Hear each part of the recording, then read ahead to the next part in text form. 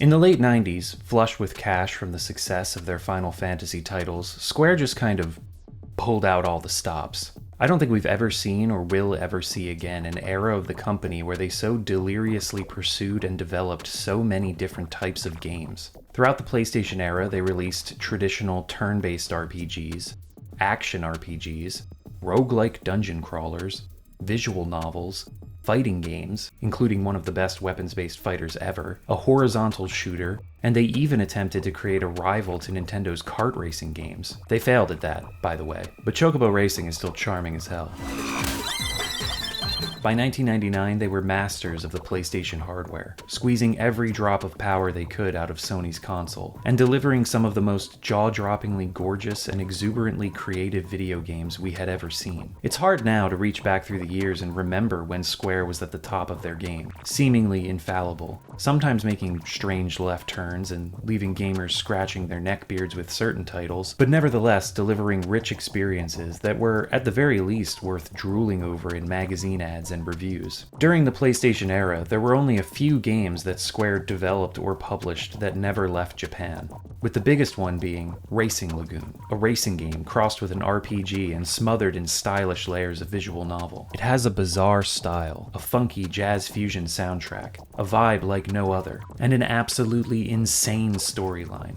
But Racing Lagoon is more than just a gimmicky genre mashup, and it's more than just a quirky, kooky, Japan-only novelty. There are deeper themes beating at the heart of this little-known gem, a wistful, forlorn breeze blowing through its starlit streets, creeping into its reverent romanticism of youth and the late 80s, early 90s street racing subculture of Japan. It is melodramatic as hell, but it's so earnest in its portrayal of a yearning that I think we all sometimes feel. This sense that there's something more to life than the daily routines that we follow, something frustratingly indefinable and out of reach to most of us. Racing Lagoon goes so over the top with its storytelling, dialogue, and angst-soaked monologues that it somehow manages to circle back and become simplistic and profound at times.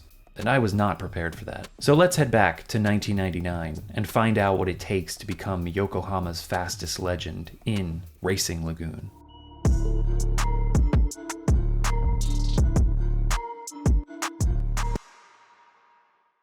Racing Lagoon was released on June 10th, 1999 for the PlayStation 1 exclusively in Japan. Though Square was a dominant third-party developer and publisher for Sony, and the PlayStation was home to several genre-defining racing games, Racing Lagoon wasn't considered for localization. There's not much info out there on why that is, but there were probably a number of factors working against Racing Lagoon. Keep in mind, this is all my own conjecture based on the facts I managed to dig up while researching for this video. First of all, Racing Lagoon's reviews weren't that great in Japan, with Famitsu PlayStation giving it a dismal 21 out of 40. The main Famitsu magazine was a bit kinder, scoring it a 26, but that was well below most of Square's other output at the time. There was also a lot of text to translate, not to mention there were some, let's just say, idiosyncrasies to its writing style in Japanese. Racing Lagoon incorporates its own style of language that the creators dubbed Lagoon-go. I'll talk more about that in a bit.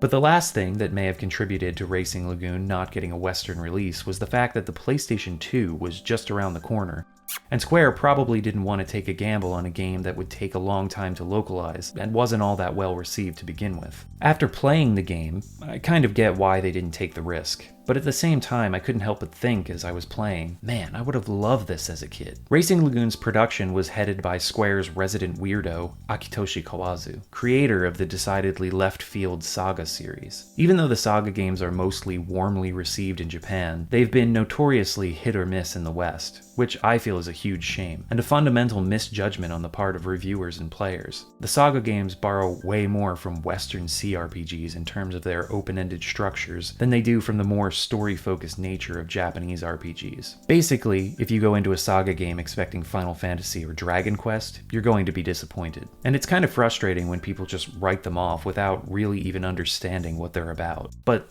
that's a topic for another time. Maybe. So Kawazu was producer on Racing Lagoon. Motomo Toriyama wrote the scenario. He was event planner on Bahamut Lagoon. Could possibly be where the title similarities come from. He was also an event planner on Final Fantasy VII and the submarine chase section planner for that game. It's all falling into place. Other notable staff include composers Noriko Matsueda, who had previously composed tracks for Front Mission, Chrono Trigger, and Bahamut Lagoon, and Takehito Eguchi. These two seem to have formed something of a bond after working together on Racing Lagoon, because they went on to score The Bouncer and Final Fantasy X-2 together. They both then left Square in 2002 and were married in 2009. So, there you go. Racing Lagoon even started a marriage. You know, in some ways it feels like Racing Lagoon was a game Square was destined to make. I mean, they had what could be considered their first hit back on the NES in 1987 with Rad Racer, known as Highway Star in Japan. Designed by Final Fantasy creator Hironobu Sakaguchi, with a soundtrack composed by Nobuo Uematsu, and programmed by wunderkind Nasir Gebeli, Rad Racer was a huge hit internationally and an iconic racing game from the 8-bit console days. Sure, you can look at it now and balk at its simplicity, call it a poor Outrun clone, spit on it, kick dirt in its face, but there's no denying the game had an impact. And even if you've never played it, I'm sure you've probably heard of it. After Final Fantasy's success though, Square just ran with RPGs for a while, and who can blame them? It was like printing money. But like I said in the beginning of the video, Square started to get adventurous on the PlayStation. They even came back to racing games with 1999's Chocobo Racing, which came out just a few months before Racing Lagoon. I like Chocobo Racing. It's not great. It's no Mario Kart or Diddy Kong Racing or Crash Team Racing, but I don't know, with the style and the visuals, I can't help but enjoy it for what it is. On the other end of the spectrum though, Square would go on to develop one last racing game so far in their history, and that was Driving Emotion Type S for the PlayStation 2.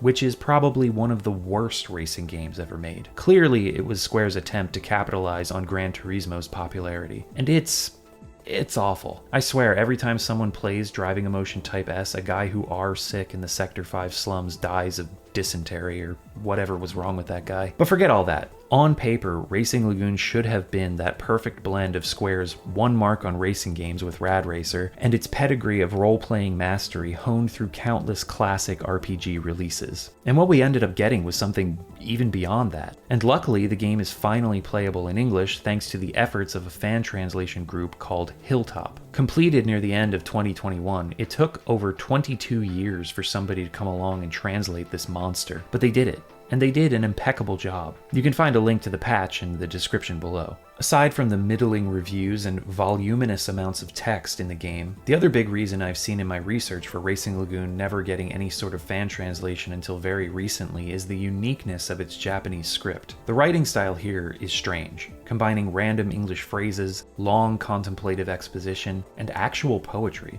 Japan has a long history of incorporating their own unique take on English into their media. Most of these are either grossly grammatically inaccurate or just complete and utter nonsense. 20万円参りましょう。Open the price. I mean, look at this notebook that I bought at a 100 yen shop. It is up to your passion and sense that it is not so to manage this notebook.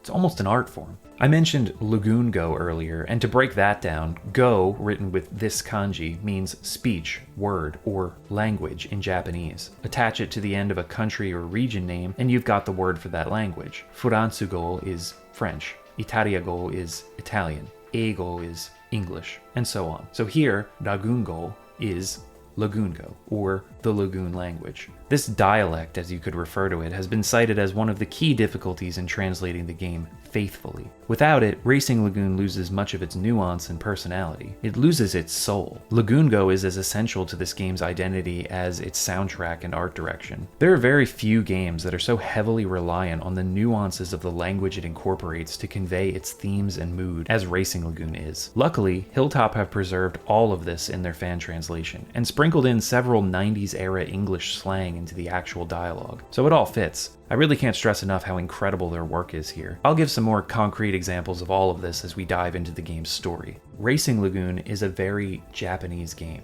That may sound like an obvious statement, but there are a lot of cultural notions and modern historical events underpinning the context of its story. And I feel like if you're missing this stuff, you're kind of missing some of the game's purpose. And yeah, you could just enjoy it for what it is, a goofy, melodramatic tale of street racing. But for me, I've lived in Japan for over a decade, which I've mentioned in a few of my videos now. And as I was playing Racing Lagoon, I couldn't help but notice how these very Japanese cultural notions and modern historical events shaded the game's narrative, even acted as a foundation to a lot of what's going on here. But I really want to do this game justice and try to bring a lot of this stuff forward. We're still gonna have fun and be silly at times, but hopefully you'll get a bit more out of the story by the end of this video, whether you've already played the game or have never touched it and are never going to. And hopefully, by the end, you'll understand why I thought it was necessary to spend so much time talking about a racing RPG. So anyway, let's dig in. Racing Lagoon starts with an intro cinematic, showing off its style and its jazz fusion soundtrack, lots of beauty shots of cars and racing through the night streets.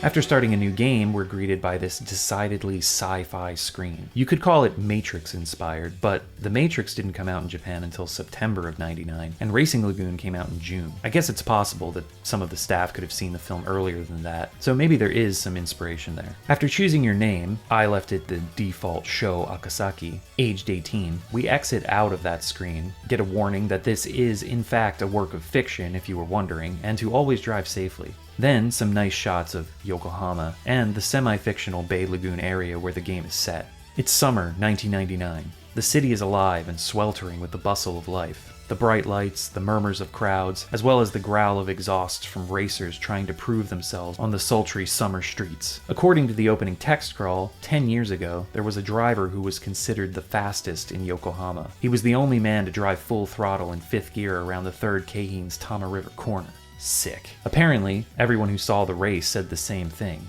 That guy is a crazy driver. Crazy taxi! Already, we're beginning to see the tone of this game shimmering through. And the opening lines are just incredible, as we spin zoom in on these two cartoonily proportioned CG characters. Listen, what do you hear? The night is singing for us. Oh yes. This is Akira Tsujimoto and Makoto Sawaki of the Night Racers, a street racing team based in South Yokohama. They have some kind of conniption fit and fly off into the air, only to land a few feet ahead of themselves, demanding that Bay Lagoon Racing Team get their butts over here. And this rival racing team does just that, drifting into the pier area, pulling donuts, their leader, Iki Fujisaki, walking up like his hip joints are disconnected from his pelvis. What an entrance. The rest of the team pulls up behind, and out jumps our main character, Sho Akasaki. We then get our title card drop for the prologue, Night. The game is broken into several chapters called Nights, with some other subchapters scattered throughout. Kenzo, another member of Bay Lagoon Racing, talks about how tonight isn't a good night for a debut, and Sho has no clue what's going on. Kenzo, throw me a bone.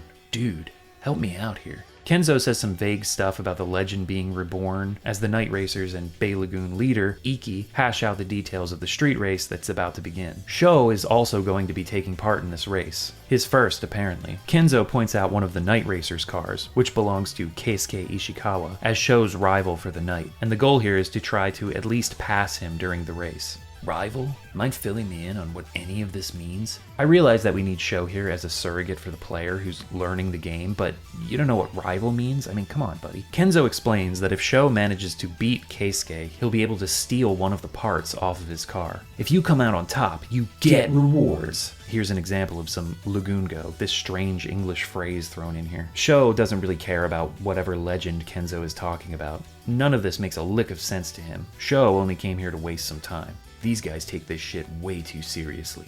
Oh, you don't know the half of it.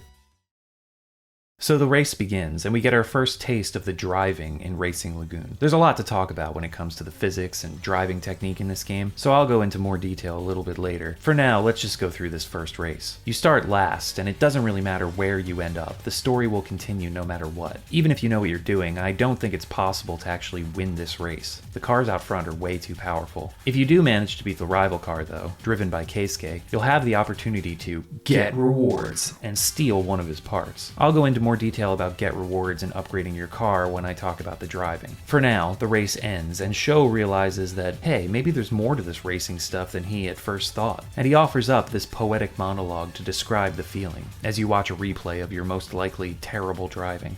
I can't believe it. My hands are shaking and I'm sweating all over the wheel. The only thing that mattered in the moment was reaching the finish line. Gotta roll the windows down and let the air in. Feels like I'm roasting alive in here. I can hear the hush of the wind, the hum of the engine, and Iki's excited voice all mixing together. Everyone's words are blending together in an inscrutable din. Iki won the race, and everyone's talking about how he's probably going to become the new fastest legend. Voices in the glory of the night regale us with the birth of a new legend, and melt away into the hot wind. These are more examples of the Lagoon-go writing style, and it continues as we get another observation from Sho after the race. I kept hearing that tonight the legend had been reborn. Everyone's obsessed with it. Hell, maybe I am too. Guess I ought to take this shit more seriously. I never once caught up to Iki in the race. Didn't even catch a glimpse of his taillights. I was barely holding myself together out there. Kenzo was right. That was one hell of a first night.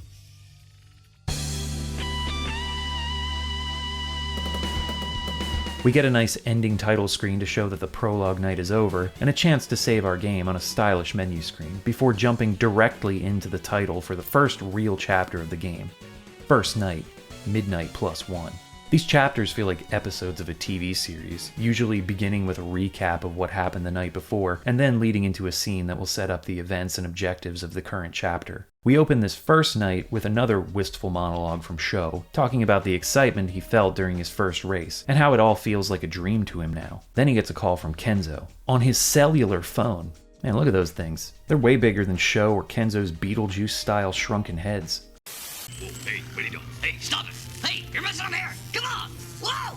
Whoa! Stop it! Whoa! Kenzo is in a tough spot. Some members of another racing team have him cornered and he needs Sho's help. He tells Sho to meet him at the Foreigner Graveyard in South Yokohama. I'm useless with this thing. What, the phone? I don't know, you seemed like you were doing alright. You answered it, talked into it. I don't really know what more there is to it. I can never remember phone numbers, and figuring out the speed dial is beyond me. Well, just wait a few years and you won't have to worry about any of that anymore. As Sho is busy mumbling to himself, two cars pull up. What are you mumbling to yourself for? That's what I was saying. One is Keisuke, Sho's rival in the race from the night before, and the other is Shinsuke, his younger brother. They're both looking for Iki, Bay Lagoon Racing's leader, and Sho gets a choice of what to say to them here. Piss off. You think I'd tell you two jag-offs? Did I mention how much I love this translation? The two jag-offs drive off, and afterwards, Sho reflects on how he finally feels like he's where he was always meant to be, but he doesn't quite know why that is. A seemingly innocuous line. We get this excellent shot of South Yokohama as we watch Keisuke and Shinsuke drive away. Of course, Sho waxes poetic about the city as well. This town comes alive at night, and our driving brings the heat. And if you stick around long enough, you'll find out just how hot it can get. Sorry, I'm just speechless at how stupidly awesome that line is. At this point, we're introduced to the overworld of Racing Lagoon, which right now is limited to South Yokohama. The overworld traversal immediately reminded me of those little Micro Machines town playsets that were popular in the 80s and 90s. I remember the San Francisco-inspired one the most, with its facsimile of the Golden Gate Bridge. I think it even had an add-on airport runway, and you could fold the whole thing up into this little carry case. I used to play with that thing all the time, just pushing around these little cars, creating stories in my head about where they were going, giving each vehicle personalities. That's what driving around tiny scale Yokohama and Racing Lagoon feels like. Just going around in your little car, passing other little cars, stopping into shops and other areas, having conversations. It's really cool. Icons appear in places you can interact with. There's also an arrow above your car to keep track of yourself. These can be toggled on and off with the select button. You also have a mini-map in the corner of your screen with locations marked, but no place names, so the game wants you to drive around and get accustomed to the area. But this is immensely fun. Steering the car can be a bit weird in this sort of isometric view. For example, if you're watching your car drive down a street, you'll need to imagine that you're in the driver's seat and press left to turn right, and vice versa. But you get the hang of it, for the most part. You can also brake with the square button and reverse with triangle. My only gripe with driving around is that some streets are very narrow, and if you need to turn around, it can be a bit of a pain. Oh, just hold on a minute. Yep. No, I got this. Don't mind me as I make this 16-point turn. But other than that, the overworld is such a vibe. I loved tooling around this place. There are even little pedestrians walking around on the sidewalk. Look at that. That's amazing. This guy's moonwalking.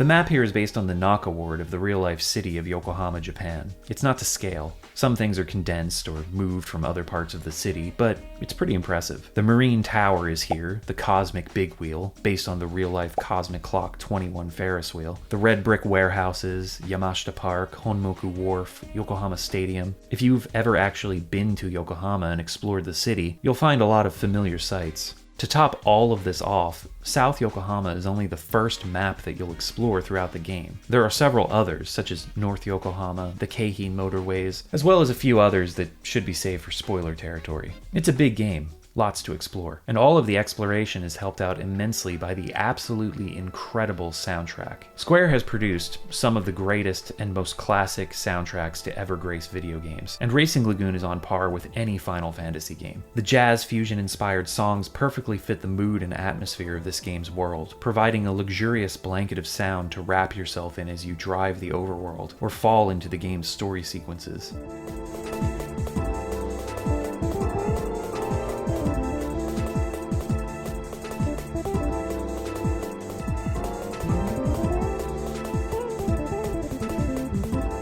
But this is a racing game at its heart, so it's not always about chilling out in the hot summer streets of Yokohama. There are more industrial techno-inspired tracks for the actual racing.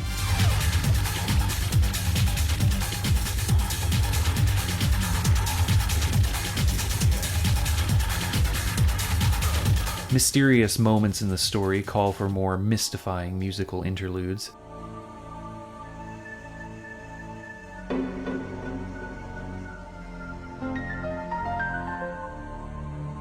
And things even dip into horror at times.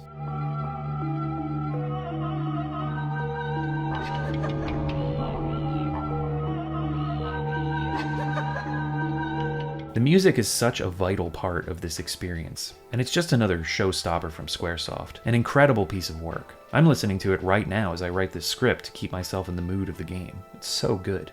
Racing Lagoon has such a distinctive look and feel, even among some of the more stylish games that graced the PlayStation and other consoles in the late 90s. I mean, it starts with the title screen. That logo and the music here are choice.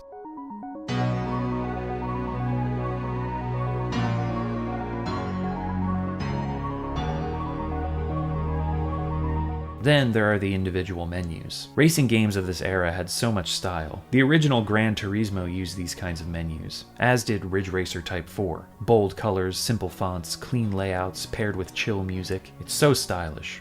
It's going to be hard to go through this video without saying style or stylish a lot, because the aesthetics are a huge part of what make this game what it is, but I'll keep my thesaurus handy and do my best. But yeah, the menu layouts, the title cards on loading screens, which have the poems that show up in the Japanese version fully translated into English. My god, it's also sleek.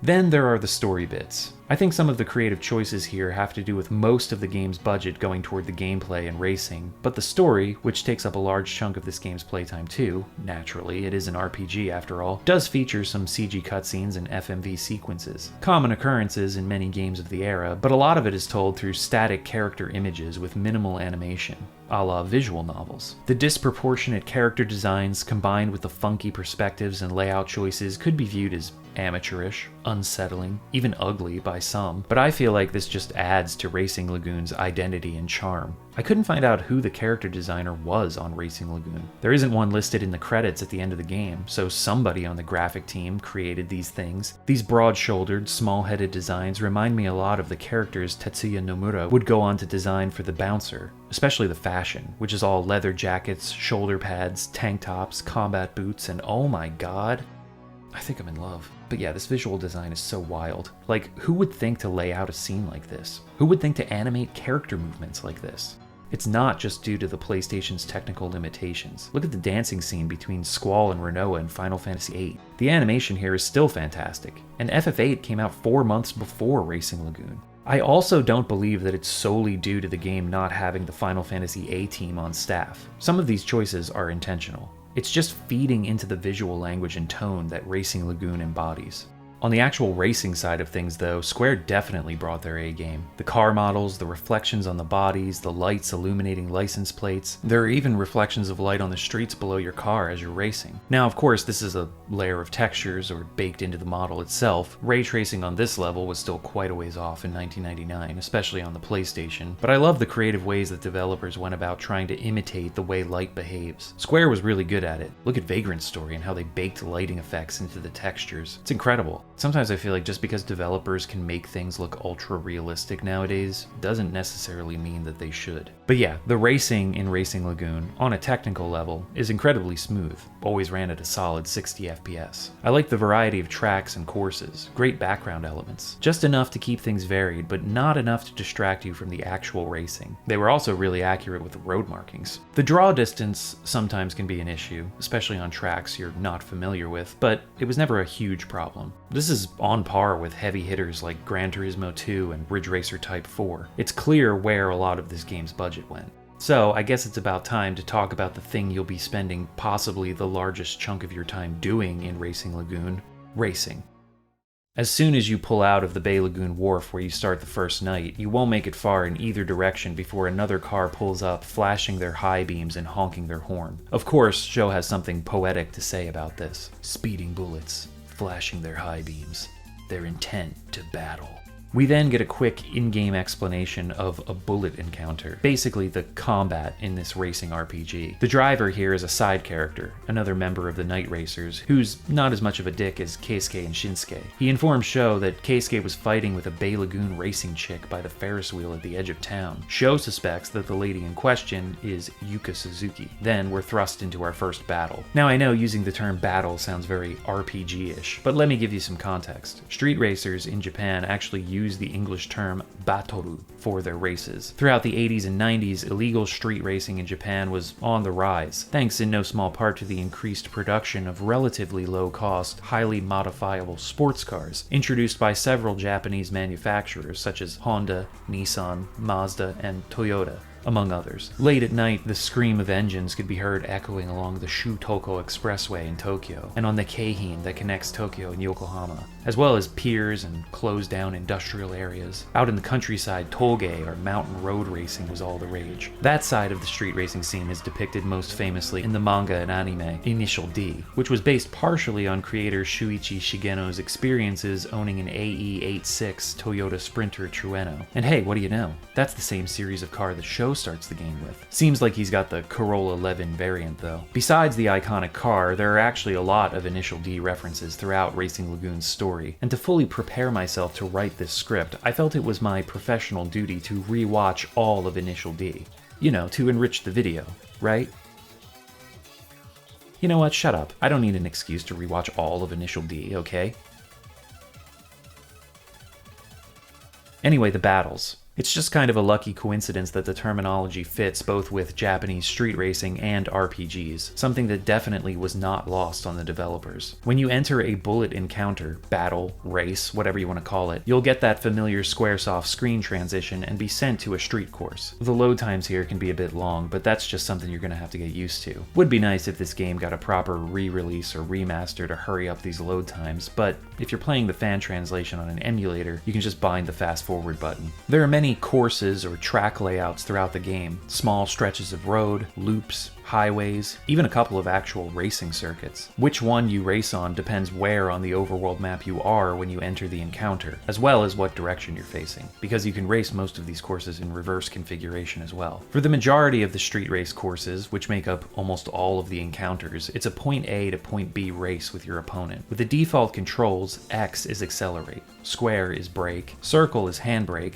triangle changes your view from chase cam to bumper view, with a little rear view mirror at the top to keep track of your opponents, and L2 and R2 shift up and down, but you need to actually install a manual transmission on your car for that. By default, Sho's 8.6 is equipped with an automatic transmission, which is not accurate. The Toyota Sprinter had a manual transmission, but this is most likely a concession for players unfamiliar with racing games. After a countdown, the race will begin from a standing start, and once things are underway, you'll learn very quickly that the physics of Racing Lagoon are kind of their own thing. This definitely isn't the strive for realism that Gran Turismo is, nor is it easy handling arcade driving like Ridge Racer. You're not going to be able to just hold down the accelerator and bounce your way through the night streets. Hitting the barriers and other cars won't cause damage or cause you to crash out, but it will slow you down.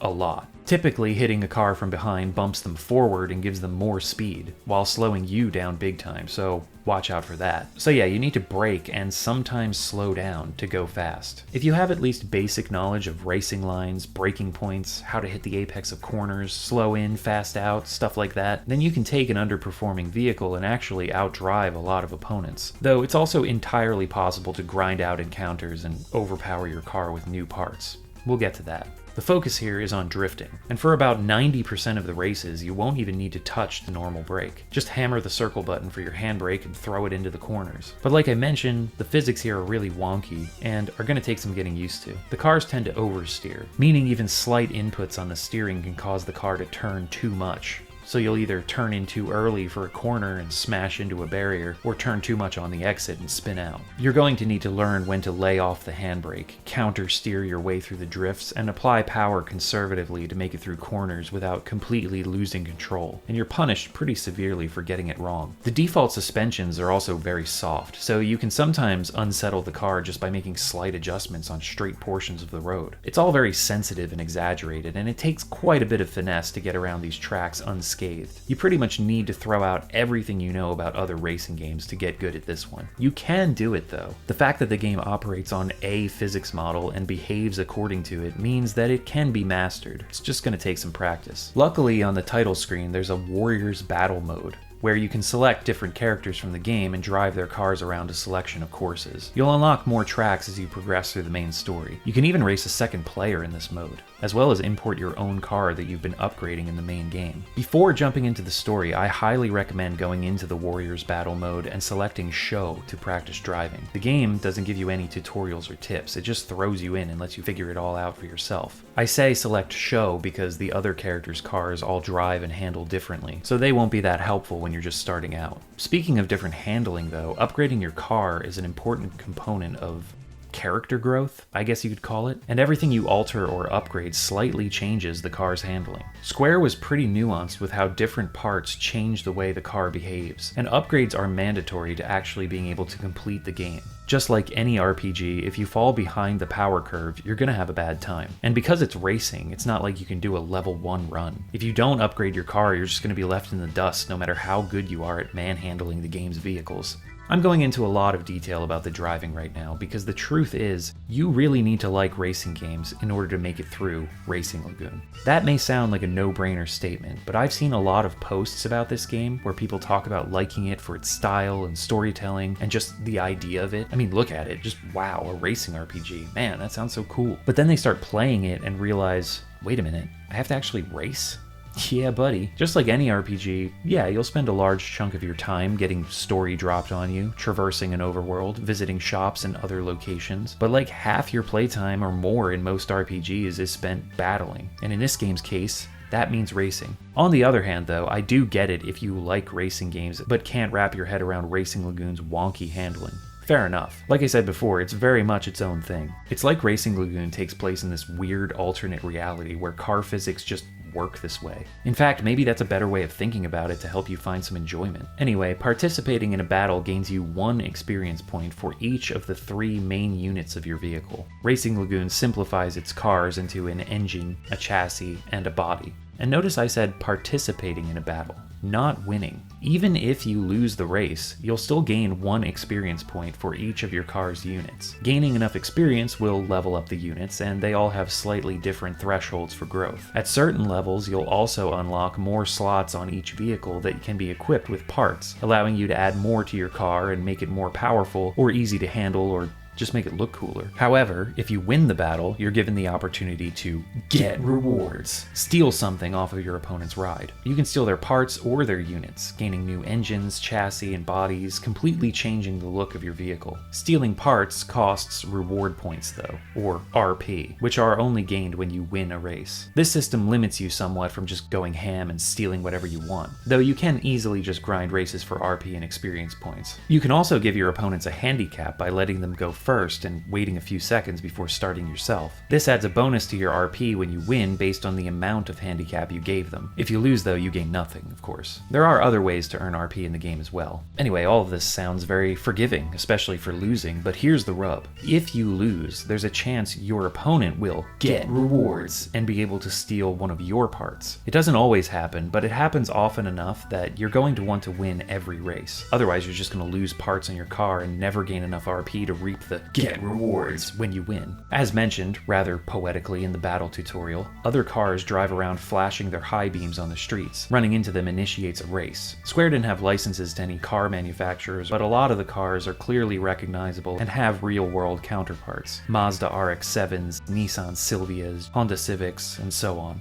You can avoid other drivers if you don't feel like racing, and you can also flash your own high beams by pressing R1. This will initiate a race with any other vehicle on the road. That includes trucks and city buses. And yes, you can steal a city bus's body and drive it around and race with it too. It's ridiculous.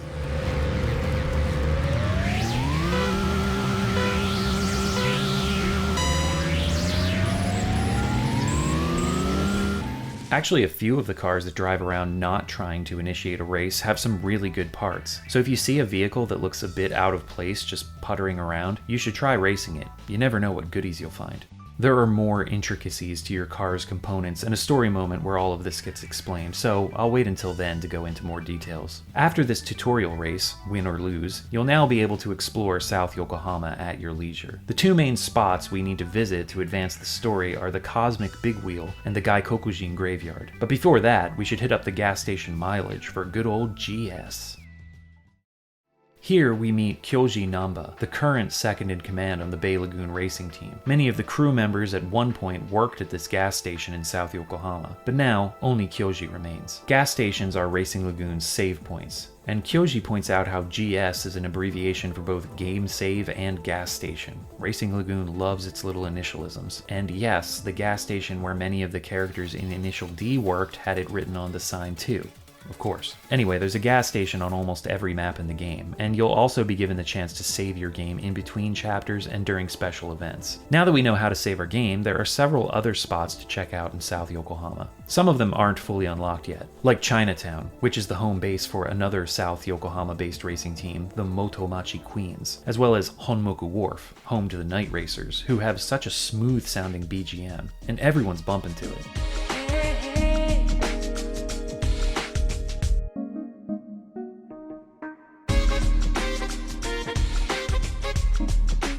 Both of these places will open up later and allow us to do some side quests. While we're at Honmoku Wharf right now though, one of the Night Racers tells Sho that they want a revenge race against Iki and Bay Lagoon, so Sho decides to race this chump.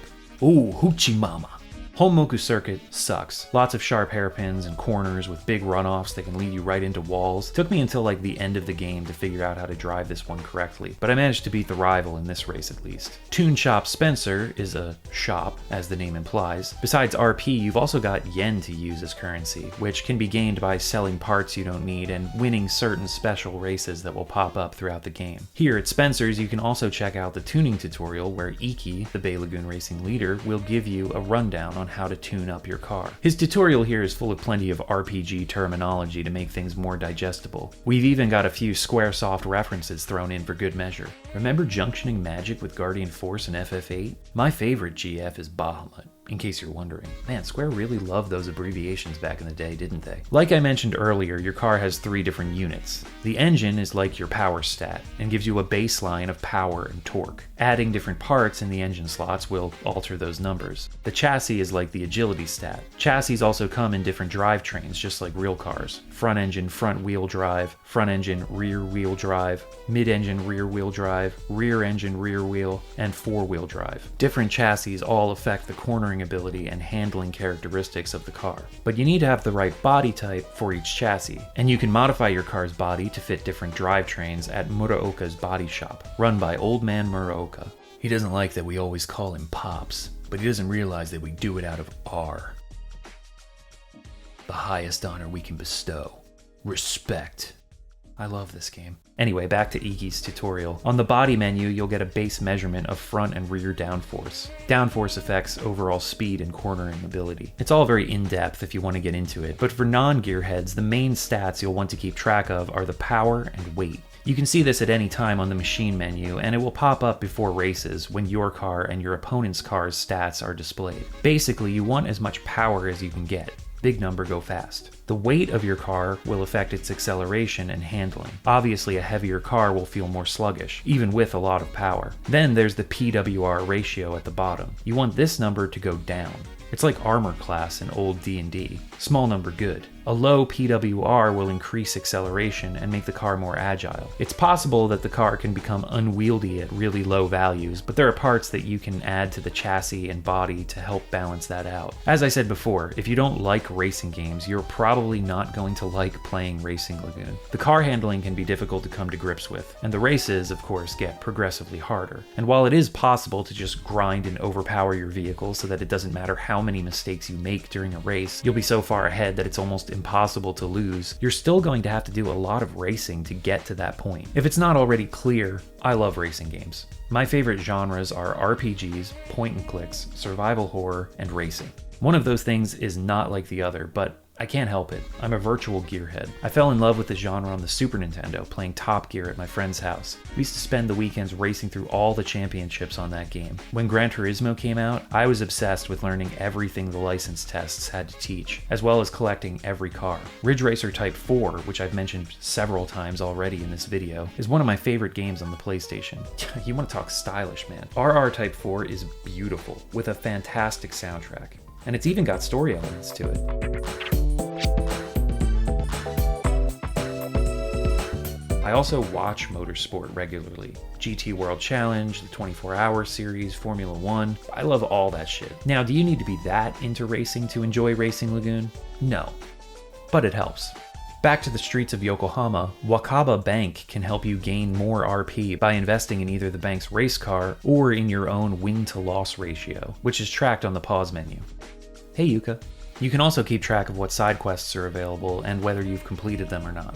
The investment thing is kind of weird. You can put in a certain amount of RP, choose a unit of the car to invest in, which ranges from low risk, low return to high risk, high return. Then you have to wait 3 nights or chapters in the game before you can go back to the bank and hopefully get a return on your investment. If you're looking to steal as many rare or powerful parts as possible from opponents, but not grind out encounters, this is a good way to boost your RP. Beyond that, you can also deposit yen into your bank account, but I didn't really see a point in that. You can only lose yen in special races, which are part of Racing Lagoon's side quests. Some of them have entrance fees, and if you don't come out on top, you gain no winnings and forfeit the money you spent to enter. But if that happened, I would always just reload a save. The last thing you can do at the bank is exchange RP for yen. Again, never saw a point in doing that. I was flush with cash by the 3rd or 4th night and was never in danger of running out. Plus, those special races that you can bet on are repeatable, so you could grind out a few to earn enough money to carry you through the entire game. Most of the side quest stuff will be introduced on the second night. Continuing our tour of South Yokohama, there's Johnny's Motomachi, a cafe where street racers hang out.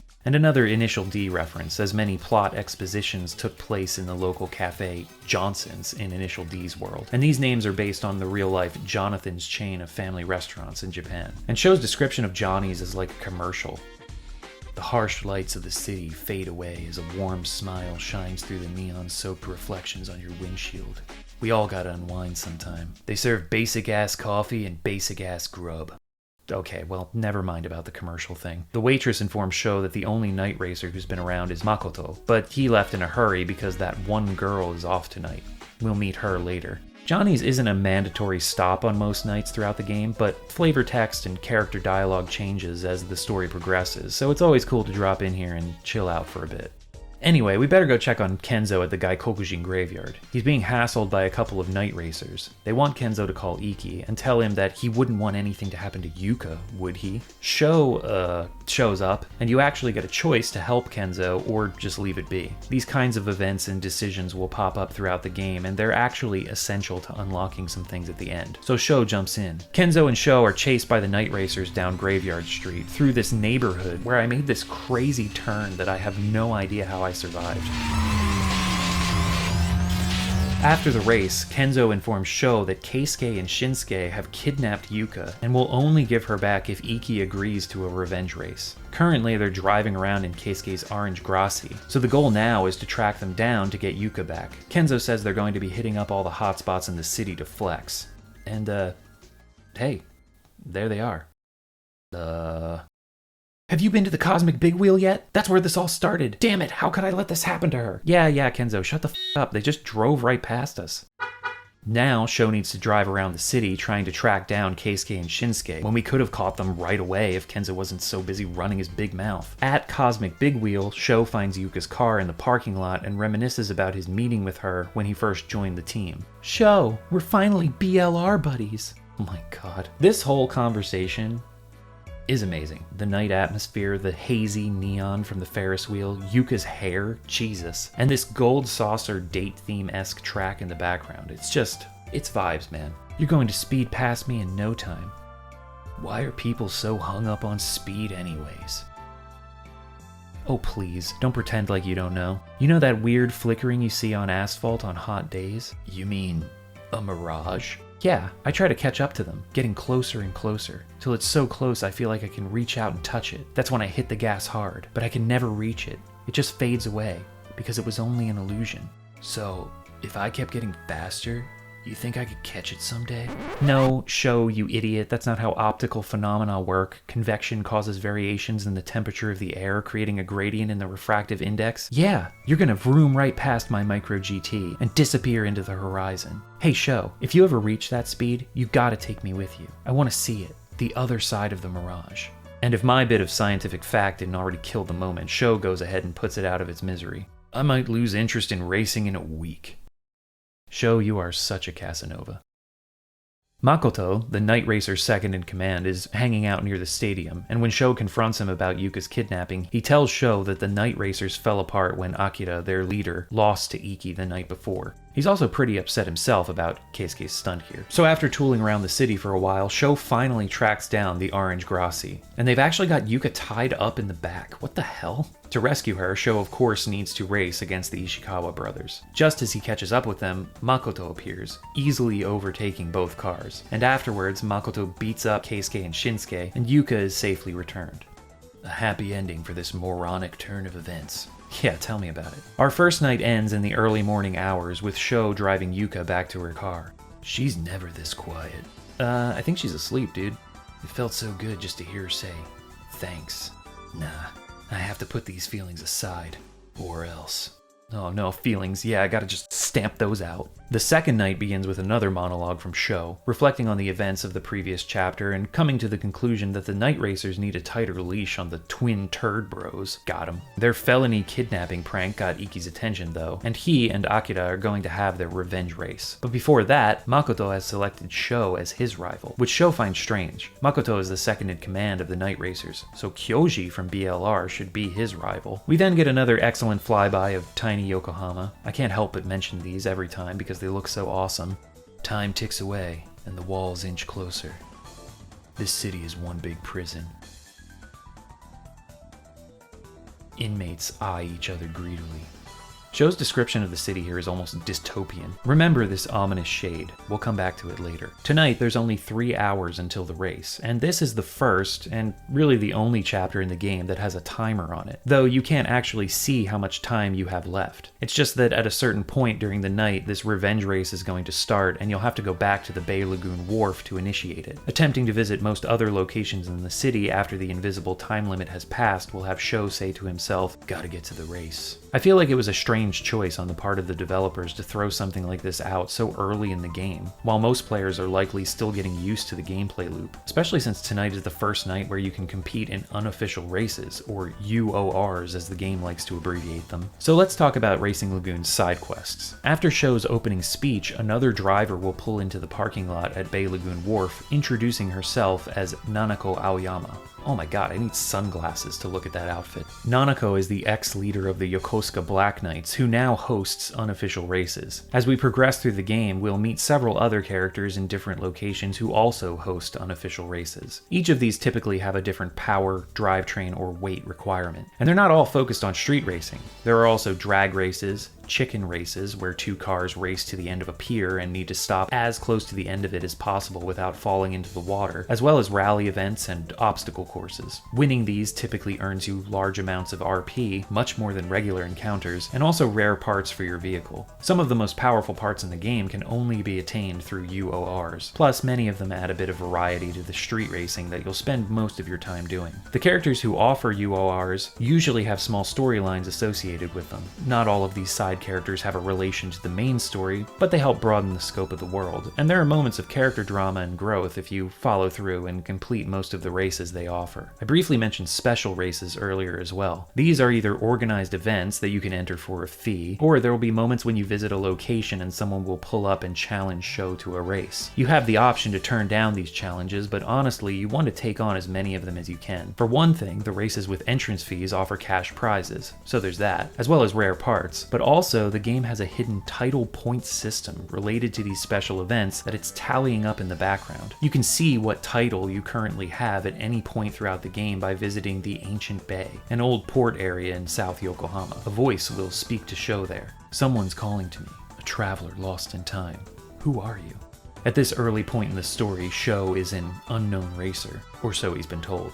On the last night, you need to achieve a certain title to be able to enter the endgame. Now, I don't believe there's any way to soft lock yourself. Some special events are permanently missable, but enough of them stay open that you can go around on the final night and earn enough points to achieve the title you need to finish the game. The long and short of it is, if someone rolls up and challenges you to a race, or calls for your help, or asks if you want to pay to enter a race, it's better to just do it. Before the revenge race, Sho pops into Johnny's again, and we meet Yoko Miharu, just sliding into the scene like she's on rollerblades. She knows about Sho's showdown with Makoto, so she offers to buy him dinner and have a chat. She says that Sho absolutely has to win the race tonight. Makoto keeps hounding her for a date, so she made up a rule that she only dates guys with a 10-0 win record. Unfortunately, he's already at 9-0. He's also sent her a love letter. "Hey babe, even when I'm the fastest champ in Yokohama, I'll still be thinking about you." Let's pretend we never had this conversation. Yoko shouts for Sho not to just walk out on a lady in distress, but he's gone. However, Yoko is off work, and if we stalk her through the city, we'll see that she heads to Chinatown. Here we find out that she's a member of the Motomachi Queens, an all-female racing team who spend their nights darting through the sharp turns and tight streets here. Another set of unofficial races are on offer, and these are tricky. You need to brake pretty early to get the turns right. If you make it through the first 3 rounds and beat Yoko, the Queen's leader, Yui Tachikawa, arrives and challenges Sho. She's incredibly fast, and I couldn't beat her, at least at this point in the story. With all of that out of the way, you can head to Bay Lagoon Wharf or keep driving around until Sho won't enter any more locations. At the wharf, everyone's raring for the revenge race to begin, but as they make preparations, Sho decides to take a walk and ends up at the port where the Hikawamaru 2 cruise ship is docked. He feels inexplicably drawn to this place, and leaning against the railing here, seemingly waiting for him, is a woman in an orange outfit, spinning around in the lights from the cruise ship, dazzling Sho with her wide shoulder pads. This is Aoi Kawashima. She already knows Sho's name and tells him that they were destined to meet, but then she comes clean and says she heard about him from Iki, her boyfriend, who apparently told her that he feels like Sho has more potential than even himself. They share a moment, staring out over the bay, musing about the city. I have to ask myself which city is real, the one in the sky or the one in the sea. When we dream and when we wake, it's as if we step out from one and step into the other. Well, that's easy. Throw a rock into the water and the city of the sea is no more. You are a rock in the water, Sho. Nah, but that fragility makes it all the more beautiful. And then again, reality can be shattered just as easily as the water's surface. I think I prefer the city and the sea. Do I need to say it? I don't know. Should I flash my headlights? This conversation is important. Anyway, the revenge race is about to start, and we get some nice CG to kick things off.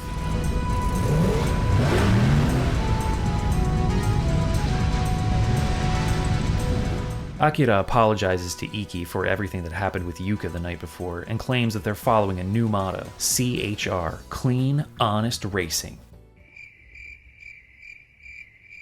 So the race between Makoto and Sho is the opening act, and Makoto tries to hype everyone up with a little speech. "Loosen up, my dudes, chill, we're racing for the love of the sport. Sho, you and me, bro, let's get this fire burning. I want to see you push past your limits. I'm going to teach you the real meaning of racing, you dig?" So after grooving for a bit, the race gets underway. Sho needs to pass Makoto before hitting the straight on the second lap, otherwise it's game over. I managed it on my second try. We then jump to Makoto's view. There's a cutscene. Makoto loses control of his car.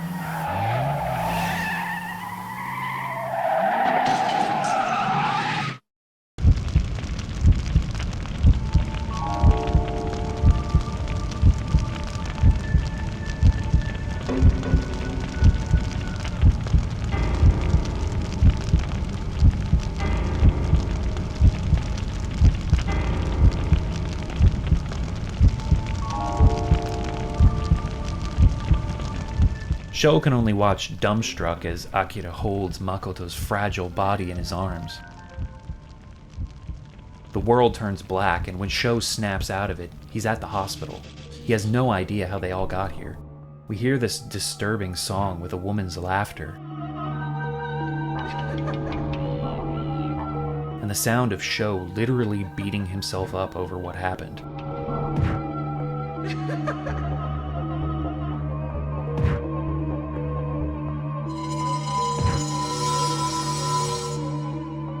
Sho blames himself for the accident, sees distorted images of Makoto's body lying on the road. In a flashback, we see that Sho was actually the first one to get to Makoto after the crash. Before fading into unconsciousness, Makoto tells Sho that he's going to be the one to become the new fastest legend. There's the sound of a siren, an explosion, and Sho is left wondering how any of this could have happened.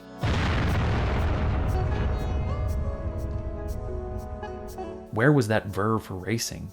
That reverence of the night? Everything changed in an instant. A rock shattering the surface of reality. Of course, in hindsight, it's easy to see the heavy foreshadowing toward this event. Maybe it wasn't clear that someone was going to crash out, a kid was going to wind up on the pavement in the hospital fighting for his life, but something bad was going to happen. Beyond the more on-the-nose conversations, though, there are other clues Racing Lagoon gives that there's darkness bubbling just beneath the surface of its smooth jazz and neon-lit cityscape. I detailed Sho's desolate view of the city in the beginning of Night 2, but as you were exploring on the first night, taking in the charm of the Micro Machine-esque playground and the lightheartedness of the cheesy banter, you may have stopped by the Red Renga, or Red Brick Warehouse, another real location in Yokohama, which nowadays hosts several shops and restaurants and is a big spot for events, such as car shows. But the current iteration of Red Renga didn't open until 2002, and in 1999, as Sho comments, it's under redevelopment, being converted from old warehouses to the modern shopping and entertainment destination it is today. In the world of Racing Lagoon, there are shady happenings going on there. Foggy streets, darkened buildings, black limousines parked outside. Everything about this screams dangerous men ahead. Whoa, so Sho gets the heck out of there. These black limousines will come into focus later on in the narrative, but it's the first hint of something more subtle being worked into the story and the world building. Another location that's off limits is the unfinished Bay Lagoon Tower, near Bay Lagoon Racing's home base. Here's what Sho has to say about it if you stop by on the first night. Bay Lagoon Tower, an ominous monolith looming over the city. It was constructed 10 years ago during the bubble economy. Back then, cash and trouble flowed like fine wine. Each morning you would find another eyesore on the skyline, a concrete fantasy, a man-made mirage rising from the heart of the city. But all that glitz and glamour faded with the times. Nowadays, Bay Lagoon Tower lays dormant and unfinished, like it was chewed up and spit out by some dream-devouring creature. A Babylonian tower struck down by heaven, serving as a warning to us mere mortals, a husk of its former self. Bay Lagoon. The searchlight beams, a stairway to its empty void. We gaze upon the night sky. Every stray beam of starlight is proof the star exists. There's a very real place where these thoughts and feelings are coming from. These are not the words of an 18-year-old character in a video game. These are the words of an older Japanese person reflecting on the asset price bubble and the economic fallout that its bursting unleashed. For those who don't know, The asset price bubble was an economic event that took hold in Japan throughout the 1980s. Economic bubbles aren't specific to Japan and can happen in any country's economy. But in the case of Japan's asset price bubble, real estate and stock market values were greatly inflated. This led to a fever of market activity, as well as an increase in money supply and credit expansion. The Bank of Japan played fast and loose with monetary policies, allowing easier access to loans and credit, with over-speculation of stock prices and real estate values driving financial deals. Being flush with cash and easy loans, the manufacturing, automotive, and technology sectors flourished, leading to many Japanese innovations. There were even fears at the time that the Japanese economy would overtake the US as #1 in the world. The thing about bubbles, though, they always burst. And that's just what happened in 1990. All of this unmitigated spending and cash flow could never sustain itself. The Japanese real estate industry and stock market crashed, leading to what the Japanese would call Ushinawareta Junen, the lost decade, an economic stagnation that continued well beyond the 90s. Ushinawareta Nijunen, Ushinawareta Sanjunen, the lost decades. The phenomenon continues to this day. This idea of loss is something that's so easy to read in a lot of media that came out of Japan in the 90s. An optimism snuffed out, a bright future destroyed. And where do you go in the aftermath? Racing Lagoon takes place in 1999, well into the lost decade, and with no end in sight to the stagnation of the economy. Even outside of Japan, though, the late 90s were marked by paranoia and uncertainty. Sure, on the surface we were all squeaky clean and full of optimism, rad clothing, bright colors, Lisa Frank folders for days. But just like every decade's smiling facade, something more troublesome and uncomfortable was churning beneath. We were on the cusp of a new millennium. And it may seem silly when you look back on it now, but there was a sentiment baked into our minds that we might not make it out of the last decade of the 20th century unscathed. I don't want this to come off as the ramblings of an old man, but I'm just trying to paint a picture for you here. It's probably almost unfathomable to some of you, but the 90s was a time when home computers and the consumer internet were still in their relative infancy. It was well before smartphones, before most families even had a computer in their home. Not everyone had internet access, and there were still a lot of questions about its purpose and its place in society. Hell, people actually believed that the Y2K bug would wipe out civilization, cause planes to fall from the sky, send us into a new dark age. I remember being like 13 years old, not being too concerned about it honestly, but hearing about it enough in my own teenage daily life to comment at the stroke of midnight on December 31st, 1999, January 1st, 2000, that, hey, guess everything's gonna be okay. What a f***ing idiot. But no, yeah, we were fine. Computers didn't just die, the world kept turning, but still, looking back at some of the media of the 90s, it's easy to see the fragility in the state of the world. The X-Files, Neon Genesis Evangelion, The Matrix, Serial Experiments Lain. I'm listing off popular American and Japanese media because that's what I know, but I'm sure there were others outside of those canons. Leave a comment. This kind of conversation could go off in many directions, but let's swing back around to Racing Lagoon. The fact that Sho uses the word mirage to describe the unfinished Bay Lagoon Tower, a concrete fantasy, a man-made mirage rising from the heart of the city, it's in direct opposition to the mirage that Yuka described to represent her and Sho's dreams and the optimism of their future. It's a powerful juxtaposition. Aoi, in her conversation with Sho near the cruise ship, also invokes the image of a mirage, describing the city as an illusion, a dream, just a reflection on the water. Sho feels as though some of the things that are happening to him must be a dream. Back to the hospital, shattering the dreamlike way that the events of Makoto's crash are presented, like another rock through the surface of water, Makoto's father arrives, frantic and dismayed at the news of his son's accident. He demands to see his son, and we get this shot, slowly fading in from a white flash. Makoto's dim hospital room comes into focus. He's unconscious. IVs and breathing tubes protrude crudely from his body. An oxygen mask conceals his face. What have they done to you, Makoto? His father draws closer. Another fade to white. Sho and everyone else have been kicked out of the hospital by Makoto's family. They saw us as insects leeching off of his life force. Oh, God. That line is a physical blow. And there's nothing any of them can do. I guess that wasn't too far off. We couldn't call ourselves human anymore. But we couldn't be insects either. Would an insect cry if it had seen what we've seen? Frustration, anger, and regret kept welling up in forms that we can't put into words or actions. These emotions find no outlet, no rest, no peace. We can't just push them away. We can't.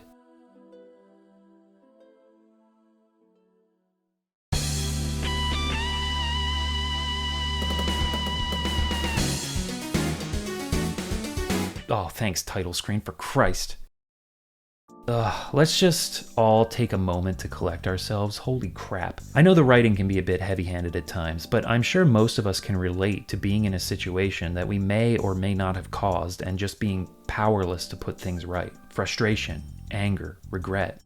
It's heavy. I hope by now you can see that Racing Lagoon is striving to be more than just a goofy racing RPG. I mean, it's goofy for sure, and it's gonna get goofier. It's also gonna get darker, and as you can tell if you look at the runtime of this video, we're just getting started.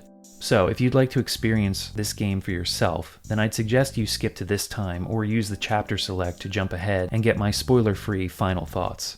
If, however, you'd rather continue your journey through Racing Lagoon with me, then please continue watching. We'll get through this together. The third night begins with Sho describing a nightmare he had of driving through a fiery hellscape.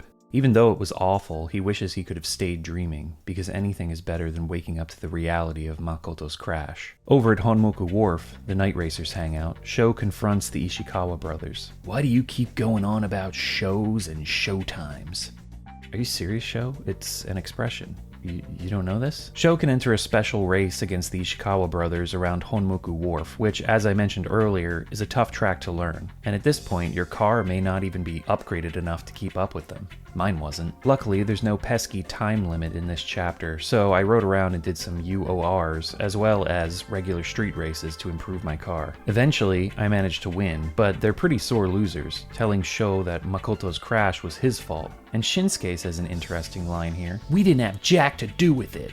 Huh. Anyway, after dealing with those two, Sho can check on Makoto's crash site, which probably very uncoincidentally took place near the unfinished Bay Lagoon Tower. Police are still at the crash site, with debris from the accident all over the ground. Sho decides to visit Iki to see how he's doing, and maybe get some emotional support. Iki lives in the F's mansion. Mansion being the Japanese word for slightly higher quality apartments in a bigger building or apartment complex, as opposed to apato, cheap apartments in smaller buildings. Then of course there are the words that Japanese use for what we in English would refer to as mansions. Yashiki, yakata, teitaku, daiteitaku. The list goes on. Anyway, Sho swings by Iki's apartment, but instead of finding Iki, he encounters Aoi Kawashima, who hands over a rear diffuser that Iki wanted him to have. Wow, that was just lying around the apartment? Turns out Iki is hanging around the church near Harborview Park, and he and Sho have a heart-to-heart. Iki reveals that even he has doubts about street racing, which actually makes Sho feel a lot better. Iki then brings up Yokohama's fastest legend, the guy who pulled off a full throttle turn in 5th gear around the Tama River corner, don't you know? Everyone told the same story about him. He's a crazy driver. Crazy taxi! Iki declares that he's going to surpass the legend and find out what lies beyond speed, and he's taken Sho with him. I froze up. Iki's jacket had worn out from rubbing against the seat of his car. It spoke to the truth in Iki's words. Whatever it takes. I'll be right there, on his tail. From somewhere within, I hear the cry of an engine. Quickly, it fades into the sound of my heartbeat. But I'm sure it's there. The different pre-rendered backgrounds that transition through this scene, the shades of blue, purple, then Mako green, it's all pretty spectacular. A few nights pass before the fourth night begins, and I really like this title card, so I'm just going to let this one play.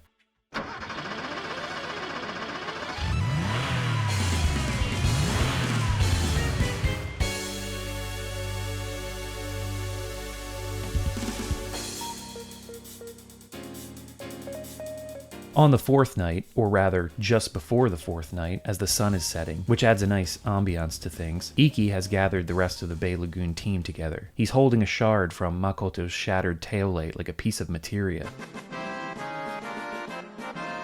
Iki tells the rest of the Bay Lagoon team about the recently announced Yokohama Grand Prix, an event organized by Wantec Corporation, a car parts manufacturer whose headquarters is based in North Yokohama. The Yokohama GP is specifically aimed at street racers with a chance to win a spot on a professional racing team. The organizers have already given Iki his place, but there's one more spot open. Feeling like this is just what they need to refocus themselves after the tragedy with Makoto, the Bay Lagoon drivers are going to have a team race tomorrow to decide who will get the final spot in the GP. They then have a friendly race on the local Bay Lagoon short course. This is also a nice visual change of pace since we get to see parts of the city during the daytime. Of course, Sho has some existential ponderings to go along with this event, mostly focus on this new glimmer of hope that's been brought into their lives. Afterwards, the team go their separate ways as a radio announcer talks about a meteor shower happening tonight, Starfall night. Nothing really ends up coming from this comment, which is a shame. While this is going on, a new street racing team pulls into the Bay Lagoon wharf, Sakuragicho GT from North Yokohama, a bunch of punks who speak with typos and New York-style mafia accents, before dispersing through the streets. There's an optional event here where Sho can track down these guys and race them. Their cars have a red arrow above them, and they can be found in different parts of the city. Sho heads to GS Mileage and finds Kyoji looking unusually stern. The Yokohama GP is great news for all the delinquents on the team who can spend their nights racing, but for working stiffs like Kyoji, it's difficult to fit in practice time. He then tells Sho that he used to have a brother who raced, which began his own interest in racing. I wanted to know what it was that stole my brother from us. Kyoji very subtly reveals to Sho that his brother isn't among the living anymore, and the writing here is very good at slowly working its way toward that truth. Kyoji feels like his brother is telling him to quit trying to race after him, but he's determined to keep going, especially with the Yokohama GP on the horizon. After the conversation with Kyoji, it's time to hunt down some of these Sakuragicho GT goons. One of them is parked out front of the unfinished Bay Lagoon Tower. Before the race with him, he informs Sho that his father died in the construction of the tower, and that there were a series of freak accidents during the final days of development. The higher-ups in charge of the project blamed it all on the bubble economy, and swept all the incidents under the rug. All I see when I look at this tower is one big gravestone. The eyesores popping up on the city skyline has been a line we've heard before, and the Marine Tower isn't even spared when Sho visits it on this night. The closest you'll get to the stars. That's the Hackney slogan that was used to market this monolith. The Marine Tower is shining brighter tonight. Their propaganda must be getting to me. As you can tell, I'm really fascinated by the way Racing Lagoon paints the city, seemingly reveling in its twilight beauty, but at the same time disdainful of its grandeur and decadence. It feels very cyberpunk in this way. I love it in any piece of media when there are these contrasting and clashing signals happening in its presentation and storytelling. It just creates a lot of interesting tension. When Sho stops by Chinatown, he finds a couple other members of Sakuragicho GT complaining that the Motomachi Queens refuse to race with them. Yui, the Motomachi Queen's leader, is mad that Tetsuji, the leader of Sakuragicho GT, has sent his underlings and hasn't come himself to race her. When Sho arrives, the girls agree to race, and there's another tournament on the tight streets of Chinatown. In the first race, I totally forget the course and turn the opposite direction in the second turn, but still manage to beat my opponent. So there you go, proof that you can just overpower your car to take the win a lot of the time. After the tournament, the Queens and Sakuragicho GT roll out to North Yokohama, and that's exactly where this night is headed. On previous nights, the on-ramp to the highway has been closed for construction, but now it's open. So Sho jumps on the K1 Yokohama, coming to a dead stop after merging onto the highway. Smart. The highway leads to a new Overworld map. As soon as Sho arrives, he's blockaded by members of Sakuragicho GT who funnel him toward their home base. Welcome to the Zero Yon, drag races, named so because we're racing from 0 to 400 or 400 meters. These are the races that the Sakuragicho team specialize in, and after finishing this initial stint against them, Tetsuji, their leader, will become a host for unofficial races at this home base. Now you have the freedom to explore North Yokohama. The map is slightly smaller than the south side of the city, but there are still plenty of places to check out. There's a new gas station and tune shop, Wantech headquarters is here, Yokohama Station, Landmark Tower, as well as a couple other spots for unofficial races. Then there's the Nampa Chicane, Nampa being the Japanese word for hit-on, or pickup. In this case, guys try to drive smoothly through the tight corners here to impress the ladies watching on the sidewalks and in the park nearby. And then there's Kenzo, smashing into every turn.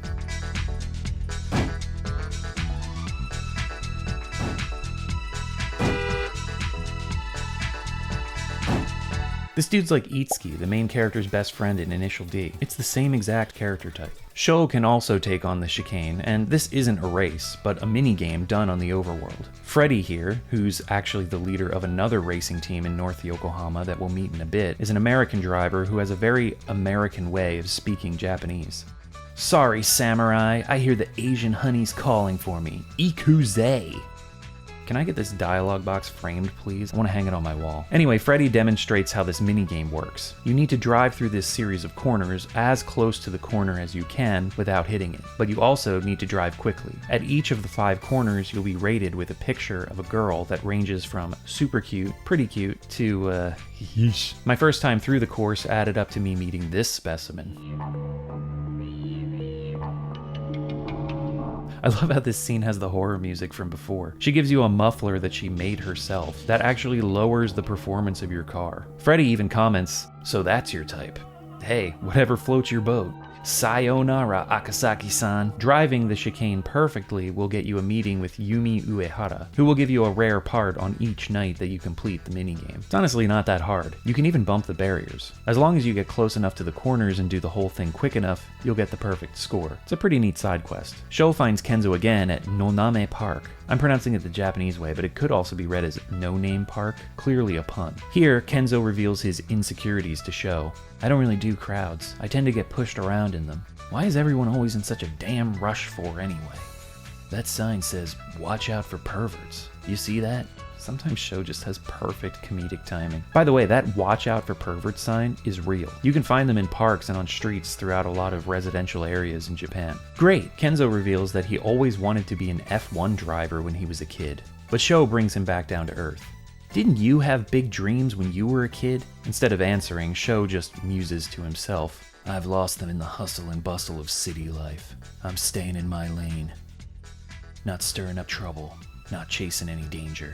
Sho, you do illegal street racing every night. What the hell are you talking about not stirring up trouble or chasing any danger? The last place to check out in North Yokohama for tonight is the Takashima Wharf, home to the Takashima Victory Road or VR racing team, led by Freddie Roberts, whom we met earlier in the evening at the Namba Chicane. He isn't here just yet, but one of his underlings explains how the unofficial races here work. It's a one-on-one race to the edge of the pier. You only get one chance to brake, and whoever is closest to the edge without taking a dunk in the water wins. It takes quite a bit of messing around with your car's setup and figuring out when to brake to win these races, but they're pretty fun once you get the hang of them. I love the loading screen message here too. "You're allowed to fall into the water, but if you do, you're a capital L loser. Cool and hot guys embrace danger." Right on. After finishing up here, the night ends back in South Yokohama at the Bay Lagoon team's home base. We then get a scene that takes place deep into the night. Kyoji desperately practices his racing, saying he's not good enough and needs to go even faster. The 5th night starts with a recurring dream of Sho's where he finds himself at the bottom of the ocean with a voice calling his name to pull him out of unconsciousness. On this particular night, it's actually the ringing of his phone that wakes him. Kenzo's calling to tell Sho that something happened to Kyoji last night. Apparently he and Keisuke met at Honmoku Wharf. His younger brother Shinsuke contacted Kenzo about the Kyoji-Keisuke meeting. Sho believes Shinsuke and Kenzo have some kind of kinship because they're both slow. Sho is left wondering what's up with Kyoji and Keisuke meeting, and why the secrecy. I hope it isn't showtime. Oh no, anything but that. I can't forget about that dumb catchphrase. If Keisuke had something to offer Kyoji, what was it? What could be worth dealing with him? Was he tricked? Forced? Coerced? In any case, Kyoji and I have a race tonight. A race that's going to end in tears and heartbreak. For both of us. There's a lot of unofficial races you can take part in on the 5th night, spread throughout both South and North Yokohama. Rally races also open up on a track in North Yokohama, another fun change of pace. Before heading north though, if you stop over at Murooka's body shop, you'll find Yuka working there. She says she's training one day to become an automotive engineer. And what is she doing? Trying to find the balance on the gangly legs of her character model? Sho also catches a glimpse of Kyoji practicing for the Bay Lagoon team deciding race later tonight. Sho flashes his headlights, but Kyoji won't stop for him. Once again, Kenzo is making a fool of himself at the Nampa Chicane and needs to be towed to the Noname Park. His car has an automatic transmission and he still managed to stall the thing out. In the park, Kenzo goes down the slide and he looks like a toddler sitting in the sandpit. The perspectives sometimes are just so bizarre. I love it. At Takashima Wharf, there are more chicken races to do, and during the last round, I think I get about as close to the edge as you possibly can without falling into the water. Anyway, the 5th night ends when Sho chooses the GP deciding race option while at Takashima Wharf. Kenzo tells Sho that this is going to be Kyoji's last race if he loses, and Keisuke apparently met with the Sakuragicho GT guys. Something's definitely up with that. The rest of the Bay Lagoon team show up together, minus Kyoji. When he finally arrives, he's looking pretty ragged. He had a blank, dull look in his eye. He didn't say a word, he just stared at me with those empty eyes. His gaze. It scared me. The race begins and the loading screen says to beat Kyoji. Oh boy, if I beat this guy, he's gonna have a psychotic break. But the game won't progress unless you do that. My car was so upgraded at this point that I smoked the entire team. I even oversteered into a wall, crashed into another wall trying to spin around to correct myself, and still won by a country mile. I almost did it again at the same spot on the second lap. I even get to watch the first one on the replay as Sho monologues. So of course, Sho is going to be the second driver from Bay Lagoon Racing to compete in the Yokohama GP. Turns out Kyoji's engine overheated just as he crossed the finish line. I may have won just a moment ago, but at the same time it felt like I lost something. Something I might not have had to begin with. During the victory celebrations, Aoi Kawashima approaches Kyoji, which I thought was a bit strange at this point. And yes, it is a bit strange. 3 nights pass, and now it's the night before the Yokohama Grand Prix qualifying round. Night before D. The D stands for degenerates, because I can only imagine what the comments section of this video is going to be like. Kyoji hasn't been seen since the night of the deciding race, and Sho is still left wondering why he met up with Keisuke and what was up with him the other night. If you stop over at GS Mileage, you'll find the manager working there. He tells Sho that Kyoji didn't arrive for his shift, and wonders if he finally saved up enough money to tune up his car. The manager also mentions that Keisuke had dropped by a few nights ago to speak with Kyoji. Over at Yokohama Stadium, Sho finds Keisuke, who's modded his car to look like the Sakura Gicho guy's ones, with the big front spoilers and tall exhaust pipes jutting out from the sides. Tetsuji from Sakura Gicho GT shows up, and the two drive off somewhere. Sho decides to follow them. This results in a race, and I guess they're all just shouting at each other from their cars as they drive through the streets. You tried your hardest and barely won. Bro, did you even see that race? I crashed twice and won by half the length of the track. Keisuke has his sights set on taking over the night racers from Akira, and Sho is left wondering why Keisuke and Tetsuji were even meeting in the first place. Over on Graveyard Street, there are 2 anonymous drivers just hanging out, talking about Keisuke's new ride. One of them mentions that he just spent a ton of money upgrading his old car, and now he's shown up in a brand new one, and he wonders if Keisuke made some kind of big connection somewhere. A little further down the street at Harborview Park, Akira and Iki are having a meeting, so Sho decides to eavesdrop. Akira mentions that Makoto isn't doing so hot in the hospital, and both of them agree to give it their all in the Yokohama GP in his honor. Over at Honmoku Wharf, the night racers are having their deciding race to see who gets to compete in the Yokohama GP. Keisuke lays out his plan to win and take the leader's role from Akira. Dude, what the f*** is up with your eyes? Even though this is supposed to be the night racers' deciding race, Sho joins in. I guess you gotta give the players something to do. Anyway, I destroy everyone in the race, but Akira comes out on top for the night racer team. Sho is suspicious of Keisuke's plan, driving this new car that was clearly slower than his previous one, and much slower than Akira's car. Something is up. Over at the Bay Lagoon Tower, there's a mysterious driver absolutely ripping through the night streets. The screeching sound of the engine hurts Sho's ears. He finally catches a glimpse of the car and thinks it's some kind of monster. Then it disappears into the night. In North Yokohama, the Sakura Gicho GT team is also having its deciding race, and of course, Sho is going to join in. But then it turns out there won't be a race, because Tetsuji has already decided that he's the one going. What a dick. Kenzo is still making a fool of himself over at the Nampa Chicane, but Yuka is here tonight. Whoops. She says she's learning the fastest trends for future clients, for when she becomes an engineer. She also evaluates Sho's car. It's alright. Okay, yeah, well, who asked you anyway? She then asks Sho to meet her at the usual spot later. Maybe if I feel like it. So macho. The usual spot is the Cosmic Big Wheel in South Yokohama, where we get another scene with Sho and Yuka. She says that Sho's changed. He actually has enthusiasm for things, whereas before he was just a boring piece of shit. I don't know what Sho she's talking about.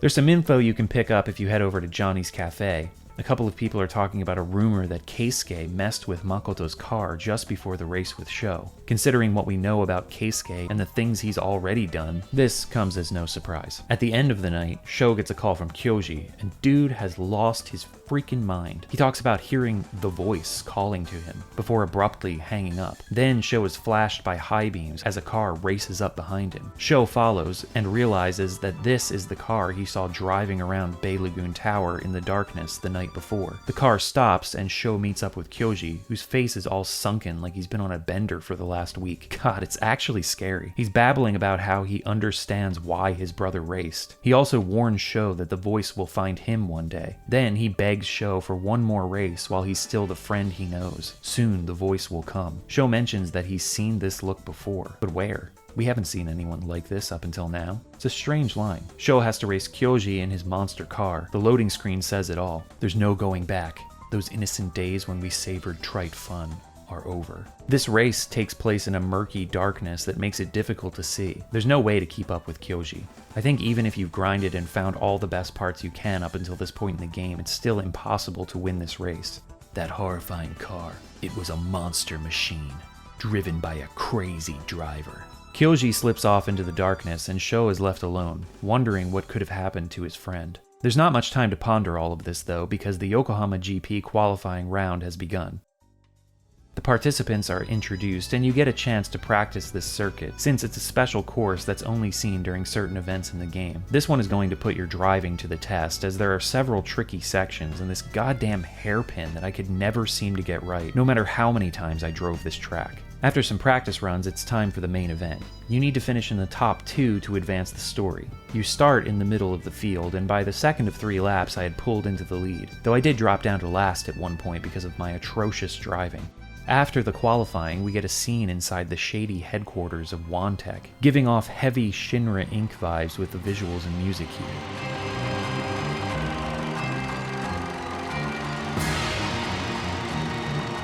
Some suits are watching replays from the event on a projector and speaking enigmatically about a new prospect. As they leave the room, one of them seems to turn to the camera and says, "That's the upside of starting them young. They have so much room to grow, yeah?" Jesus Christ, I'm sorry to any German viewers. I'm sorry to everyone, actually. Meanwhile, the rest of the Bay Lagoon team is planning a victory party, but Sho stays out on the circuit, unable to pull himself away. He laments how tomorrow the streets of the track will return to the public, and all the physical marks of their race will be washed away. They are our legends, written in a language that only racers can recognize. Our very existence. The black brushstrokes that outline our victory. Sho also admits that he continues to drive around the track, hoping that Kyoji will show himself, but that never happens. He then gets a phone call from Yuka. Sho's too concerned about slagging off the victory party she's organized, but there's something desperate in her delivery. She tells Sho that they found Kyoji's car in the ocean. Kyoji is dead. The words literally spiral into darkness. Sho wonders what could have happened. An accident with another car? Suicide? There's a shot of the recovery. Kyoji 7 had plowed through a fence in the off-limits area of Bay Lagoon and fell straight into the sea. There were no signs that he even tried to brake. What was pulled out of the water was the distorted 7 that Kyoji drove the night before. Bathed in the glow of sunset, I could see what an unsightly machine it had become. Drops of seawater spilled from its strange curves, like tears. That's all I could see them as. There were so many unanswered questions surrounding his death. Suspicions began to well up in my gut. It wasn't just that Kyoji had died, but there was some inexplicable part of me that knew this would happen, ever since our strange meeting last night. Or even earlier, when I started to notice it. I had this feeling that we would lose him. If you thought all of this wasn't heavy enough, later that night, Makoto drew his last breath in his hospital bed. What? Oh, dude, what the? This part honestly shocked me. I was not prepared for it to be dropped at the same time that you find out about Kyoji's death. A suffocating blanket of rain clouds covered the sky, and a deep, heavy rain began to fall. We stood in the downpour and cursed at the sky, utterly lost. A road had been paved with death. How could we bear to continue on it? As the 7th night begins, the gang are gathered inside the gas station mileage. The rain is falling heavily, and they're all struggling to come to grips with the events that have just transpired. Yuka tries to cheer everyone up by showing off the newspaper article about the Yokohama GP qualifying results. However, Kenzo notices an article in the corner about Kyoji's crash, which sours the mood again. The article goes on to talk about the curse of Yokohama's fastest legend. 10 years ago, there were a series of street racing accidents, and Yuka wonders if there's some connection between what happened 10 years ago and what's going on now. It happens, you know? Sightings of ghosts out on the roads and psychic experiences. Are we about to get some real horror elements up in here? I'm loving this turn in the story. Kyoji spoke to me the night before. He said he could hear a voice. He said there was no escape from it, that it would come for me too. Iki shuts them all down though. Enough with this goddamn fantasy crap. That stupid legend and Kyoji's accident have squat to do with each other. At that moment, a car pulls into the gas station, and the driver gets his own title card and everything. Genji Kato of the Drift Dancers racing team out of Hakone. Sho describes this guy as a demon. Genji challenges Iki to a race, but Iki refuses. Something Sho can't understand. Street racers are supposed to accept any challenge that gets flung their way. So Sho takes up the mantle instead and races Genji down the highway. It's a fairly straight, rain-slicked road, so it's all about raw power, which Sho's car has in spades. After the race, Genji tells Sho to take a message back to Iki. Miharu is waiting for him in Hakone. Sho drives back to deliver the message, wondering what's waiting for them, and not being able to shake the sinister feeling that everything that's happening is connected. At Iki's apartment, Sho demands answers, and Iki tells him that there are some people in the street racing world that have crossed a certain line, and that line is the fear of death. If there was something that made us human, that fear would be it. But those people who race without the fear of death in their heart, they could hardly be called human. I've raced against someone like that. It was like being dragged into a world of darkness beyond the human limit. On the winding roads of Mount Hakone, there was a demon who lacked that fear, Miharu Koguchi, a street racer who carries the title, the Emperor of Hakone Pass, the only man who ever defeated me. I love the mythical nature that this game's story is taking on. Yes, we already have Yokohama's fastest legend, this almost fairy tale-like story that floats through the city streets, but now we're getting into more ancient territory, talking about demons that inhabit the mountains, something more primal and foreboding. Iki goes on to say that he and Miharu raced 2 years ago and fought over the title of Emperor. There's then a flashback to 3 p.m. March 14th, 1997 at the Street Racers Holy Grounds in Hakone. Iki and Miharu have their race and talk about their different philosophies on street racing. Miharu says he doesn't care about lap times and would even sacrifice his friends in a race just to continue driving. An SUV pulled into their path during this particular race. Iki braked hard, but Miharu continued on, unfazed by the other driver and Iki's need to swerve to avoid a collision. Miharu went on to win the race and become Emperor of Hakone, and Iki left for good. He hasn't returned to Hakone since. Back in the present, Iki informs Sho that Bay Lagoon Racing is going to take up the challenge. He's determined to have another race with Miharu and finish things. So the next night, Iki, Sho, Yuka, and Kenzo arrive in the mountain town, the third new area of the game. Hakone is a resort town on the western edge of Kanagawa Prefecture, a popular tourist spot known for its onsen resorts and excellent views of Mount Fuji. Much like how Sho's descriptions of Yokohama contain darker tones, his descriptions of Hakone lean into the folkloric.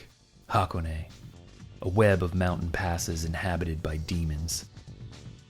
Iki feared one such demon so much that he had never dared to battle him again.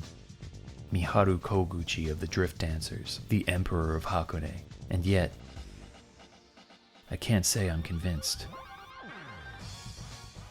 Something doesn't add up. Does Iki have another reason to fear this place? We were brought here by some power, like puppets on strings. A power neither good nor evil. A power we can't escape. It's there, lurking deep within these mountains. When the demon's true form is revealed, perhaps the truth will follow.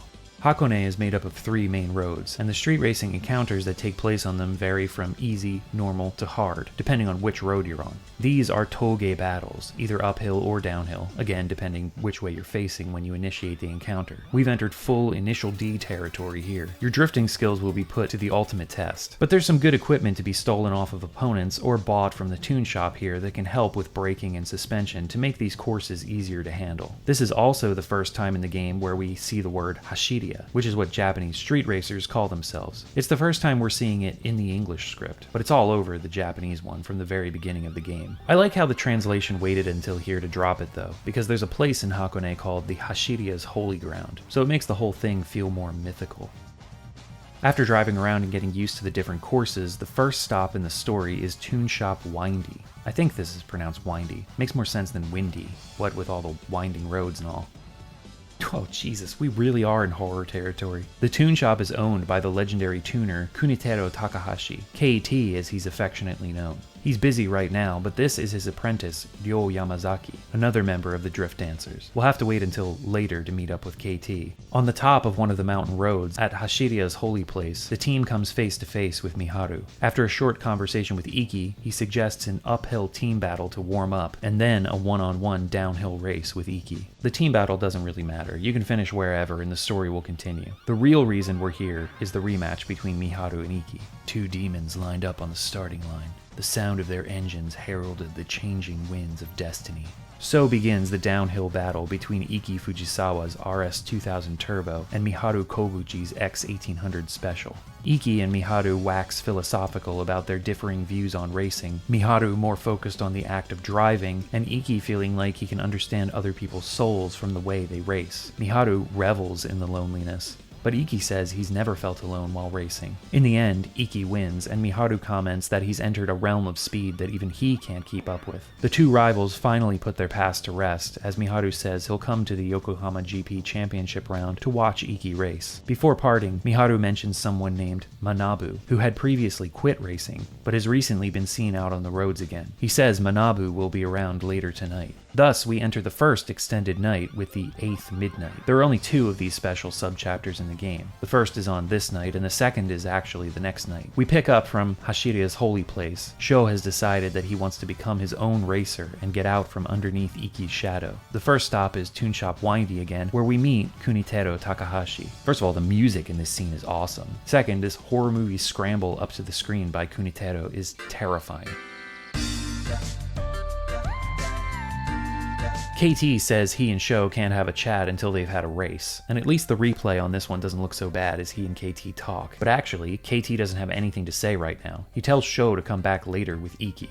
Whatever. Another location in Hakone is Heaven's Hill, and here, Sho meets up with Yuka. She tries to get Sho to open up about how he's doing, especially after losing both Makoto and Kyoji. Surprisingly, Sho does open up a bit, and expresses his desire to take control of his own life. He wants to know more about the curse of Yokohama's fastest legend. Yuka says that no one knows who the driver was who set all those records, and the other drivers that he raced with are either missing or dead. After that, the legendary driver just vanished without a trace.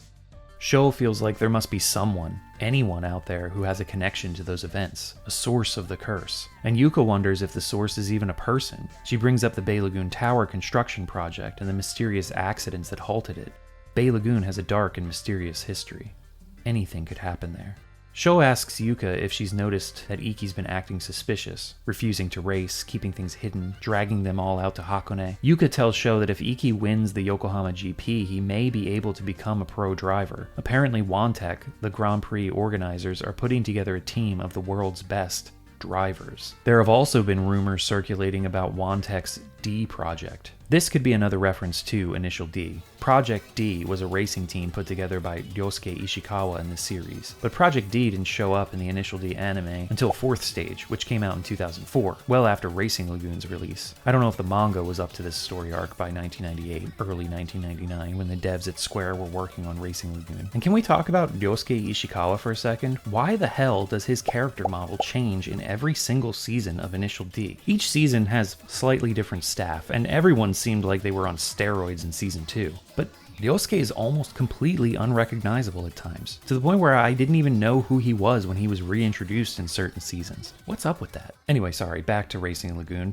The D project here is a completely different thing, as we'll come to see. Yuka says one day there was a black limo parked outside Iki's apartment, and everyone suspects Iki is being scouted for the project. Sho saw black limos on the first night, parked outside the Red Ranga warehouse. Sho wonders if Keisuke is somehow connected to all of this. When they get back to Yokohama, he's going to need to put the squeeze on him to get more information, though he figures he's probably only a pawn in a much greater scheme. Yuka decides to leave, and the creepy music starts up again. Uh-oh. Sho has a feeling that if he lets Yuka go, he'll never see her again. As Sho is contemplating this feeling, Manabu shows up. Sho has a choice: chase after Yuka, or leave her be and battle Manabu. If you choose Yuka, Manabu tells you he'll wait for you here, and I ain't letting anything happen to that girl on my watch.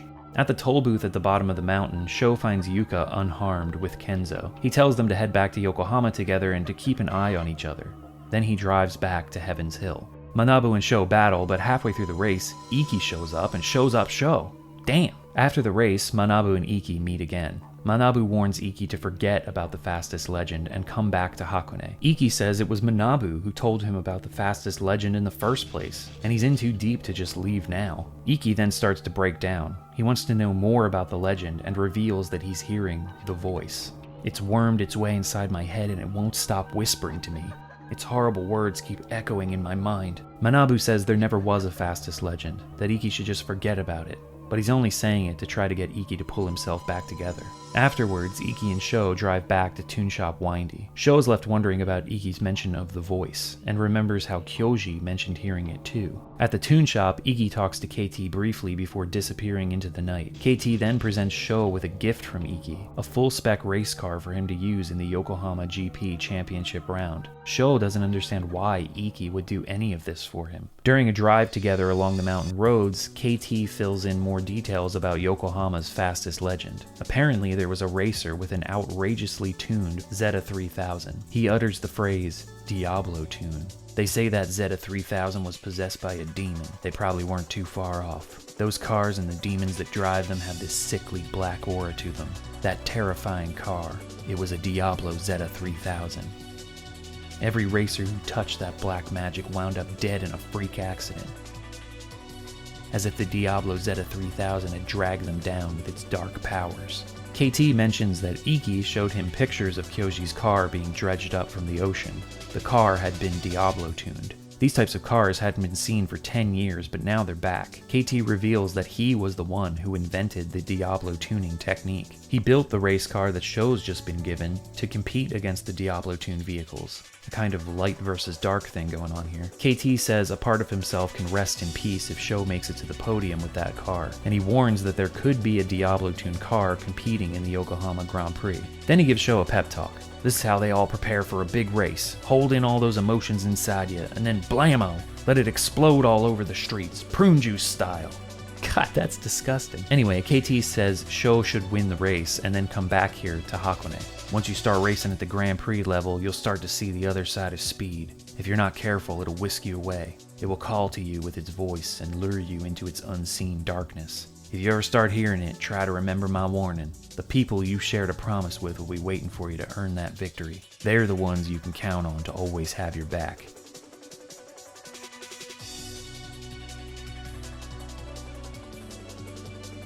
And I'll be here too, waiting. After the night ends, Sho has his recurring nightmare again at the bottom of the ocean, stuck to the seafloor by some tar-like substance, past, present, and future losing all shape and meaning. An ominous beginning to the Grand Prix. But that's just the life of a crazy driver. Oh my god, then there's this intense sequence with letters spelling out speed.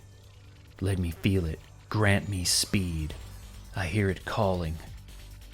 A voice from within.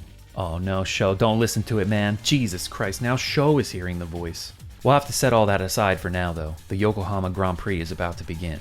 Once again, all of the competitors are introduced, and again, you can choose to take a test run before the main competition.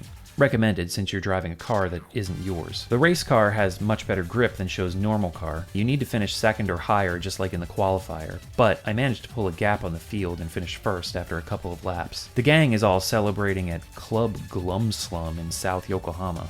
What a name. And everyone is wondering where Sho is. Of course, he's still out at the circuit. He talks about not feeling satisfied with just winning. He then has a vision of Makoto and Kyoji, telling him he needs to be faster, otherwise he'll end up dead like them. He needs to become the new fastest legend. Sho sees cars burning on the highway, and the voice takes over. He shows up at Club Glumslum and starts acting a fool, throwing punches, challenging Iki, but all the while, deep inside, the real Sho is just watching what's happening, unable to control himself. He finds himself burning down the Keihin in his car, the voice in control, but Sho still trying to hold on. In the early morning hours, he meets Iki at the Bay Lagoon Tower. The two race in a one-on-one battle. It's a tough race, and you need to pass him by the time you get to the straight on lap 3. This actually takes me a couple of attempts, but I finally manage it.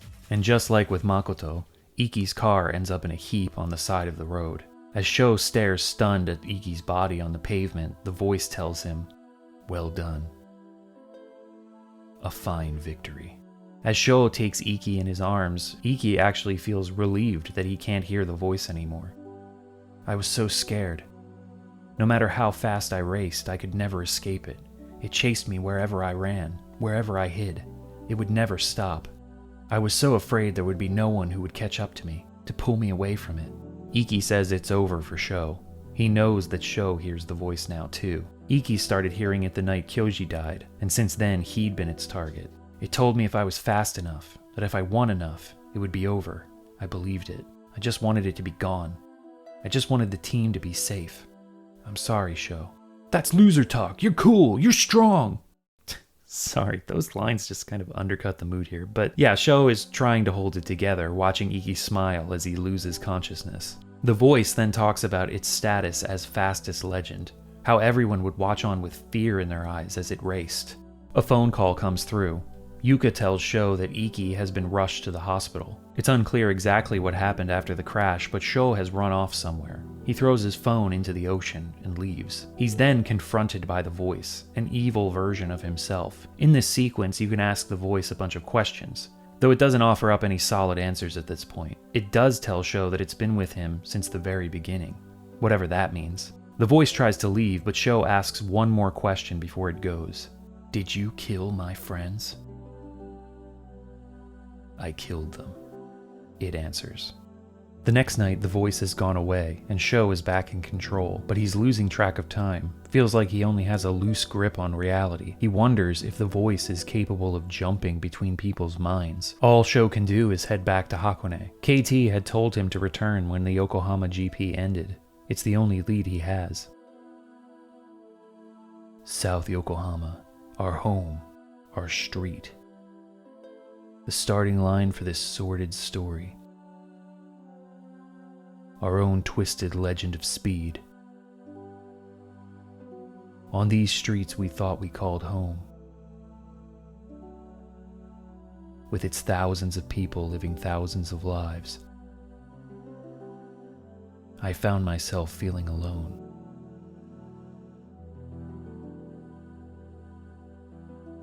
With its thousands of cars, do any of our mindless conversations truly reach our hearts? Maybe I wasn't quite human anymore. I was something more primal. A starving hyena only focused on its next kill. That was my true self.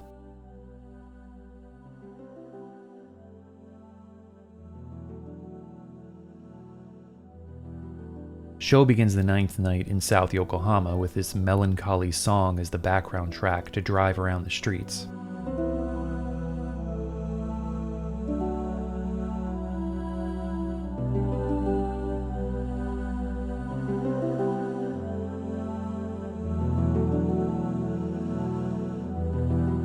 It's excellent. Over in Chinatown, Yoko informs Sho that she's retiring and says it's her dream to be a beautiful, blushing bride.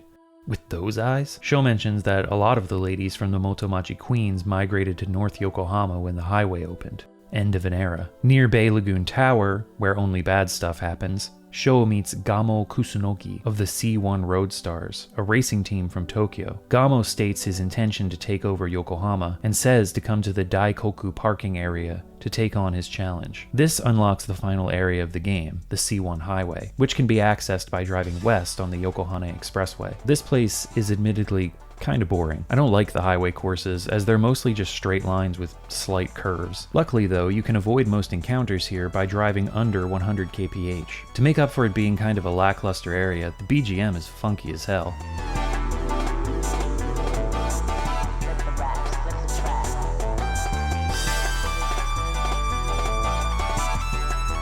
There are only 2 locations to visit on the highway itself, one of which is the Daikoku PA, where Gamo said to meet. Gamo was trying to rally together all of the major teams for a big competition, but hardly anyone outside of Yokohama showed up. Yui comes, so does Tetsuji.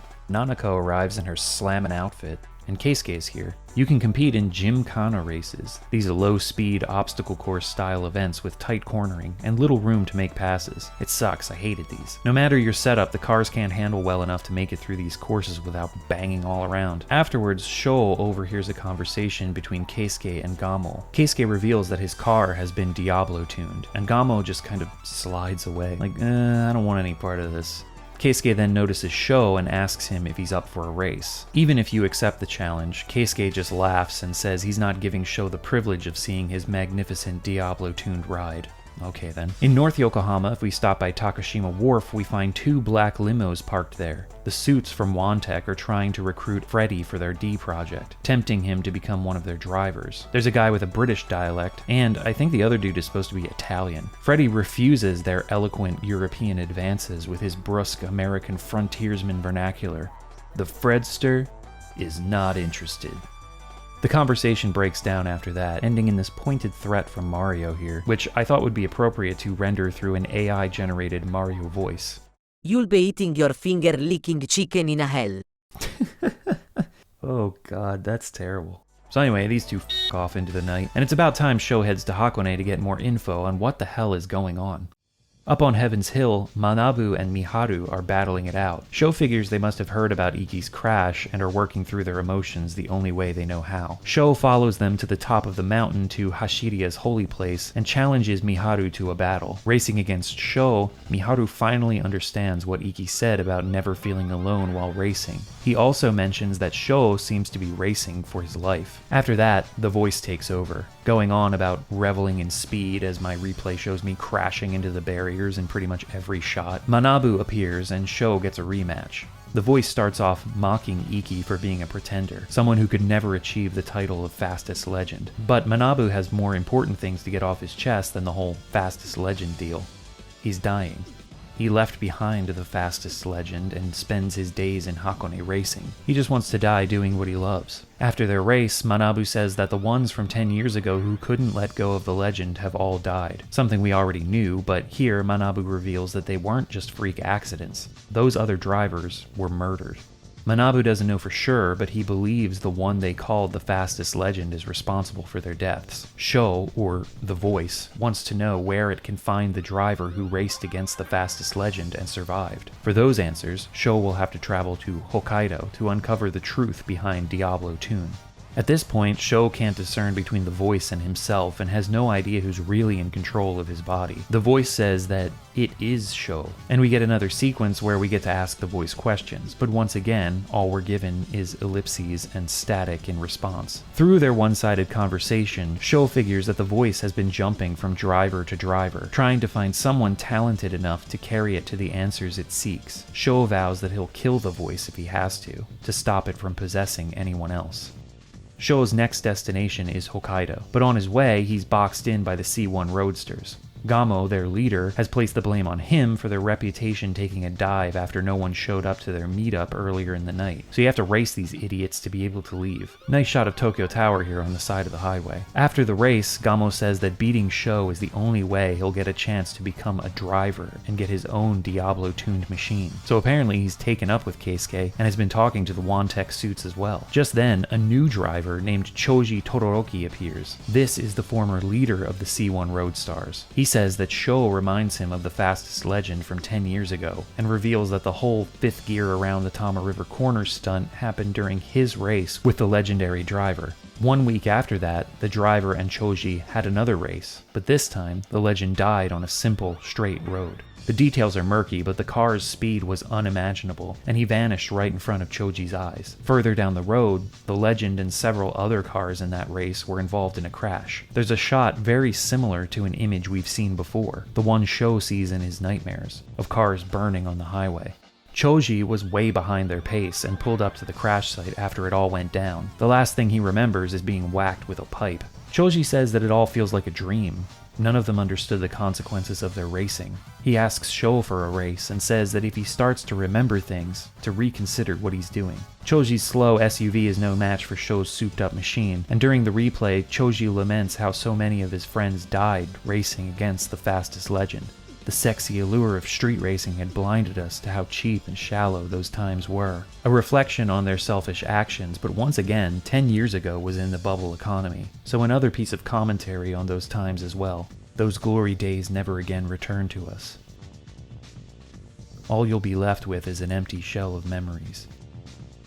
Don't let yourself become buried in the rotting shells of old memories. Clearly, Choji's words are an indictment of the blind greed of the era. As Sho continues his journey north, he takes in all that Choji told him, understanding now that the voice that possesses him is a ghost. And maybe the voice didn't even realize this, because it's silent now, perhaps stunned by the revelation.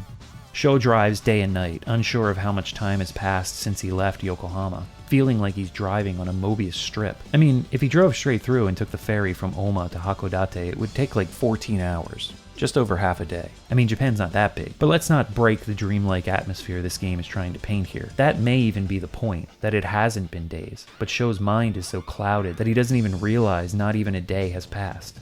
As Sho rides that ferry to Hakodate, snow begins to fall, which is kind of strange. I was pretty sure Racing Lagoon took place during summer, and it doesn't snow in Hokkaido in summer, especially that far south. Come to think of it though, I don't think there's ever a moment in the game that says definitively that it's summer, but there are mentions of a hot wind in the beginning. Maybe Sho's line about bringing the heat and all that skewed my perception, or this could be another intentional thing, just to illustrate the hypnagogic state of Sho's perception. Either way, we get to see the snowy streets of an unnamed city in Hokkaido. Sort of. This chapter doesn't feature an overworld, unfortunately. Would have been cool to drive around a tiny little snowy city. There are only a selection of places to visit from a menu. You can race random drivers around a snow oval course, customize your ride, visit the Toon Shop ice field, recommended to get snow tires so you don't kill yourself on the snow. You can also save your game, or head for the summit to continue the story. The oval track gets old pretty fast. I'm not really a fan of oval racing, and the icy conditions don't help. Once you've had your fill, Sho drives to the summit of Forgotten Hill, fighting off the cold as well as the voice inside of him that is slowly awakening the closer he gets to the top of the mountain. At the summit, he finds a lonely shack. Inside is a bearded man. The voice has taken over once again, saying that he remembers this man and how he was shedding tears when he locked the voice away. And I love the man's response. "Sorry, but you sound like you've got something in your throat. Did you catch a cold out there?" So that means this whole time, whenever Sho is speaking with the brackets around his dialogue as the voice, he's just making a growling sound.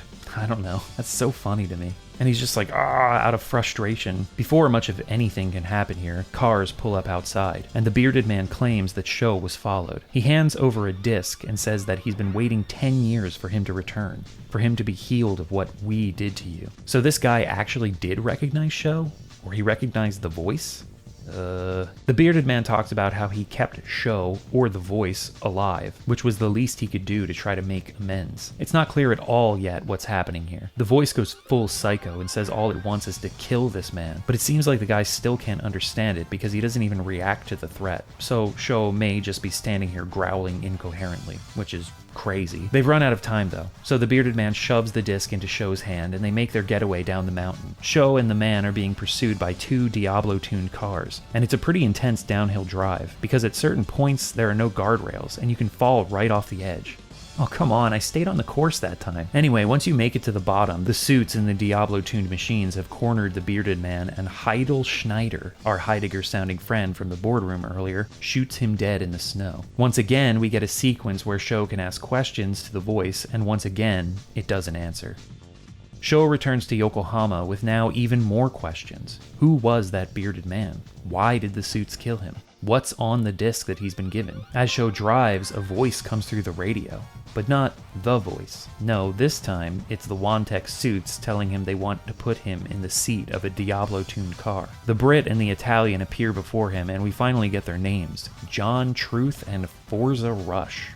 Of course, I expected nothing less. They forcefully take the disc away from Sho and invite him to compete in the Darkness Grand Prix that will take place at the Red Ranga warehouse. They know Sho won't be able to refuse, especially with the voice in control, so they leave to prepare.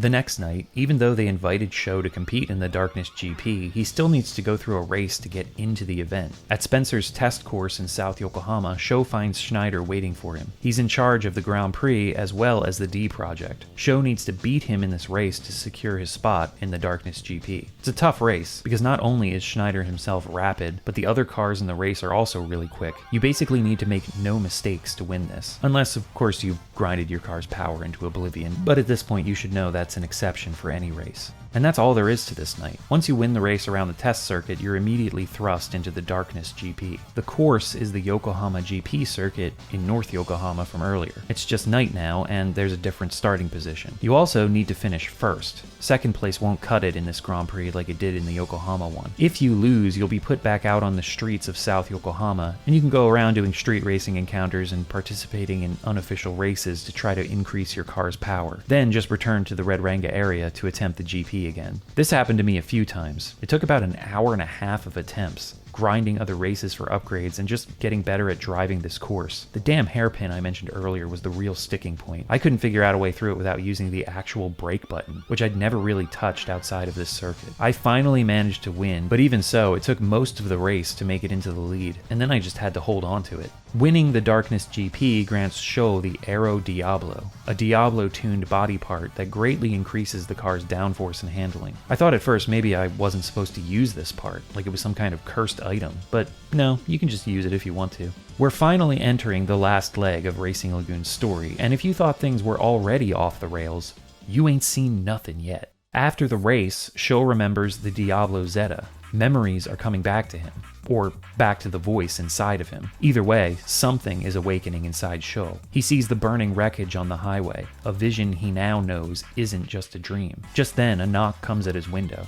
John Truth and Forza Rush tell him that now that he's won the Darkness GP, they'll tell him what was on the disc the bearded man had given him. The voice inside Sho doesn't really care about that though. Much like his Yokohama GP qualifying and main event rounds, he wants to just stay on the track and race. So on the Darkness GP circuit again, Sho races against the Diablo Zeta. At this point, I hadn't put the Diablo Arrow on the car, so I lost pretty badly. After equipping that though, and adding a Chocobo emblem, yeah, I managed to win against the Zeta. But who's driving it anyway? I'm nothing. A nobody. A driver. I'll never escape from the voice. Oh my god, it's Iki! He's still alive, but he ain't looking too hot. The voice takes control of Sho again and tells him that they've always been one and the same. Sho demands to know once and for all who the voice really is. Once again, it appears to Sho as a dark version of himself and says the memories are trapped inside his own body. Sho sees the fiery wreckage again and sees himself holding a metal pipe and swinging it wildly in the flames. When Sho comes to, he's collapsed on the floor inside one of the Red Ranga warehouses. Outside, two vehicles pull up and out hop Keisuke and Gamo, both armed with their own metal pipes. It's showtime. Of course it is. He who is born from D shall return to D. Okay. These two wake Sho up and welcome him to the Diablo Tune Shop, the place where the Diablo tuning goes down. So these two are ready to beat Sho to death with steel pipes. But Sho catches a glimpse of a piece of scrap that can be used as his own weapon. As he reaches for it, we get a brief flash of the interior of an apartment. Another memory that had been buried deep down. Sho comments that he was afraid he would forget this, and afraid he'd remember it.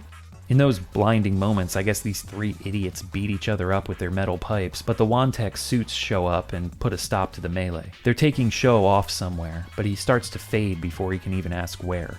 All I remembered next was the smell. Sweat, muscles, the smell of men. What the hell is going on? Sho is stuffed into one of the limousines and completely loses consciousness. Again, we see the interior of an apartment. Hear the sound of a shower running, a woman's body, a dish full of pills. That pure white dream. The urge to retrieve my old memories coursed through my mind. My bygone days of racing in the night. All this time I had been searching for that someone. When he awakens, he's seated in a boardroom at Wantech headquarters, with Schneider, as well as Wantech president Wan Li. Schneider fills Sho in on the fact that manufacturing performance parts for cars is only part of their business model. They've also spent the last 10 years working on a biotechnology project called Diablo. They then present Sho with the video that was contained on the disc the bearded man had given him, a presentation about a drug called Diablo that unlocks the user's mental and physical potential, but it also allows Wantech to manipulate their emotions. The drug eliminates fear, binding those receptors in the brain. I'm not going to do the German accent again. What do you think are the main obstacles to human expression? Fear? Anxiety? Imagine the potential of a man who has forsaken these emotions. Oh my god, dude, no fear or anxiety on a daily basis, and all I have to do is let a corporation manipulate me? I'm already in that position. Sign me up. We then segue, rather fourth wall breakingly, into an intermission. Not the most clever way of incorporating a save screen and a bit of a break in the narrative, but hey, we needed it. And we're back. Schneider continues his little presentation, next showing footage of the burning wreckage of cars that Sho constantly has nightmares about. It's amazing how they got the same camera angle here as Sho sees in his dreams. It's uncanny. This event was known as the War of Yokohama, and created the rumors of Yokohama's fastest legend. Sho wants to know what all of this has to do with him, so Schneider goes on to explain that in situations of elevated mental stress, the drug was known to cause an overreaction. Just a little overreaction. And the War of Yokohama wasn't the only one of these overreactions. Before that event, the drug was administered to Nenji Namba, Kyoji's brother, whom Kyoji briefly mentioned during one of Sho's early visits to the gas station. Kyoji's brother was the one who coined the term Diablo tune.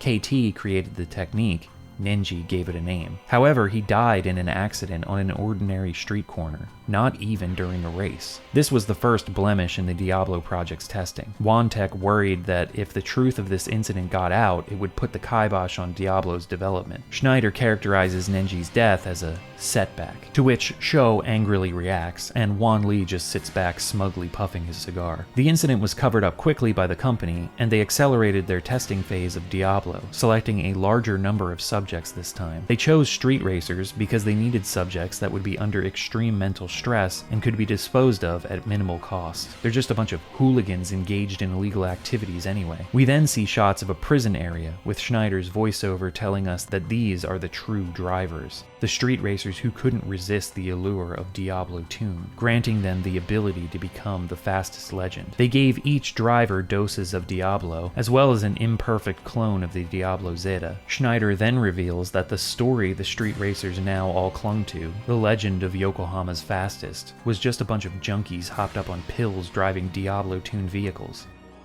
Your dream was a lie to further our research. However, their tests weren't going too well. Diablo required additives. The pure version was too intense for anyone to handle, so each driver was given a different cocktail to try to narrow in on the perfect blend. They never found that through their search, though. Each of their test subjects died in high-speed accidents. Luckily for Wantech, they had an endless supply of drivers lured by the dream of becoming the fastest that the company had manufactured. They were all willing to give themselves over unwittingly to the test program. The legends were nothing more than stories of our discarded trash. However, one night, the drivers who were imprisoned by Wantech escaped their confinement, and what occurred was the War of Yokohama, a crematorium of fastest legends, and that was the end of the Diablo trials. Wantech had attracted too much attention from the authorities. The program had to be put on hiatus. Sho still isn't quite sure where he fits into all of this, but Schneider reveals that they found one man they believed had the right body chemistry to handle the correct blend of Diablo, so they put that person to sleep for 10 years. That man is our final hope, and that man is you. Sho does not want to hear this and runs out of the boardroom, takes an elevator down, and confronts the voice yet again with questions. The voice still only provides vague answers and says that it will leave it up to Sho to figure it all out. The voice does confirm one thing though, that he's been asleep for a long time, but now he's awake.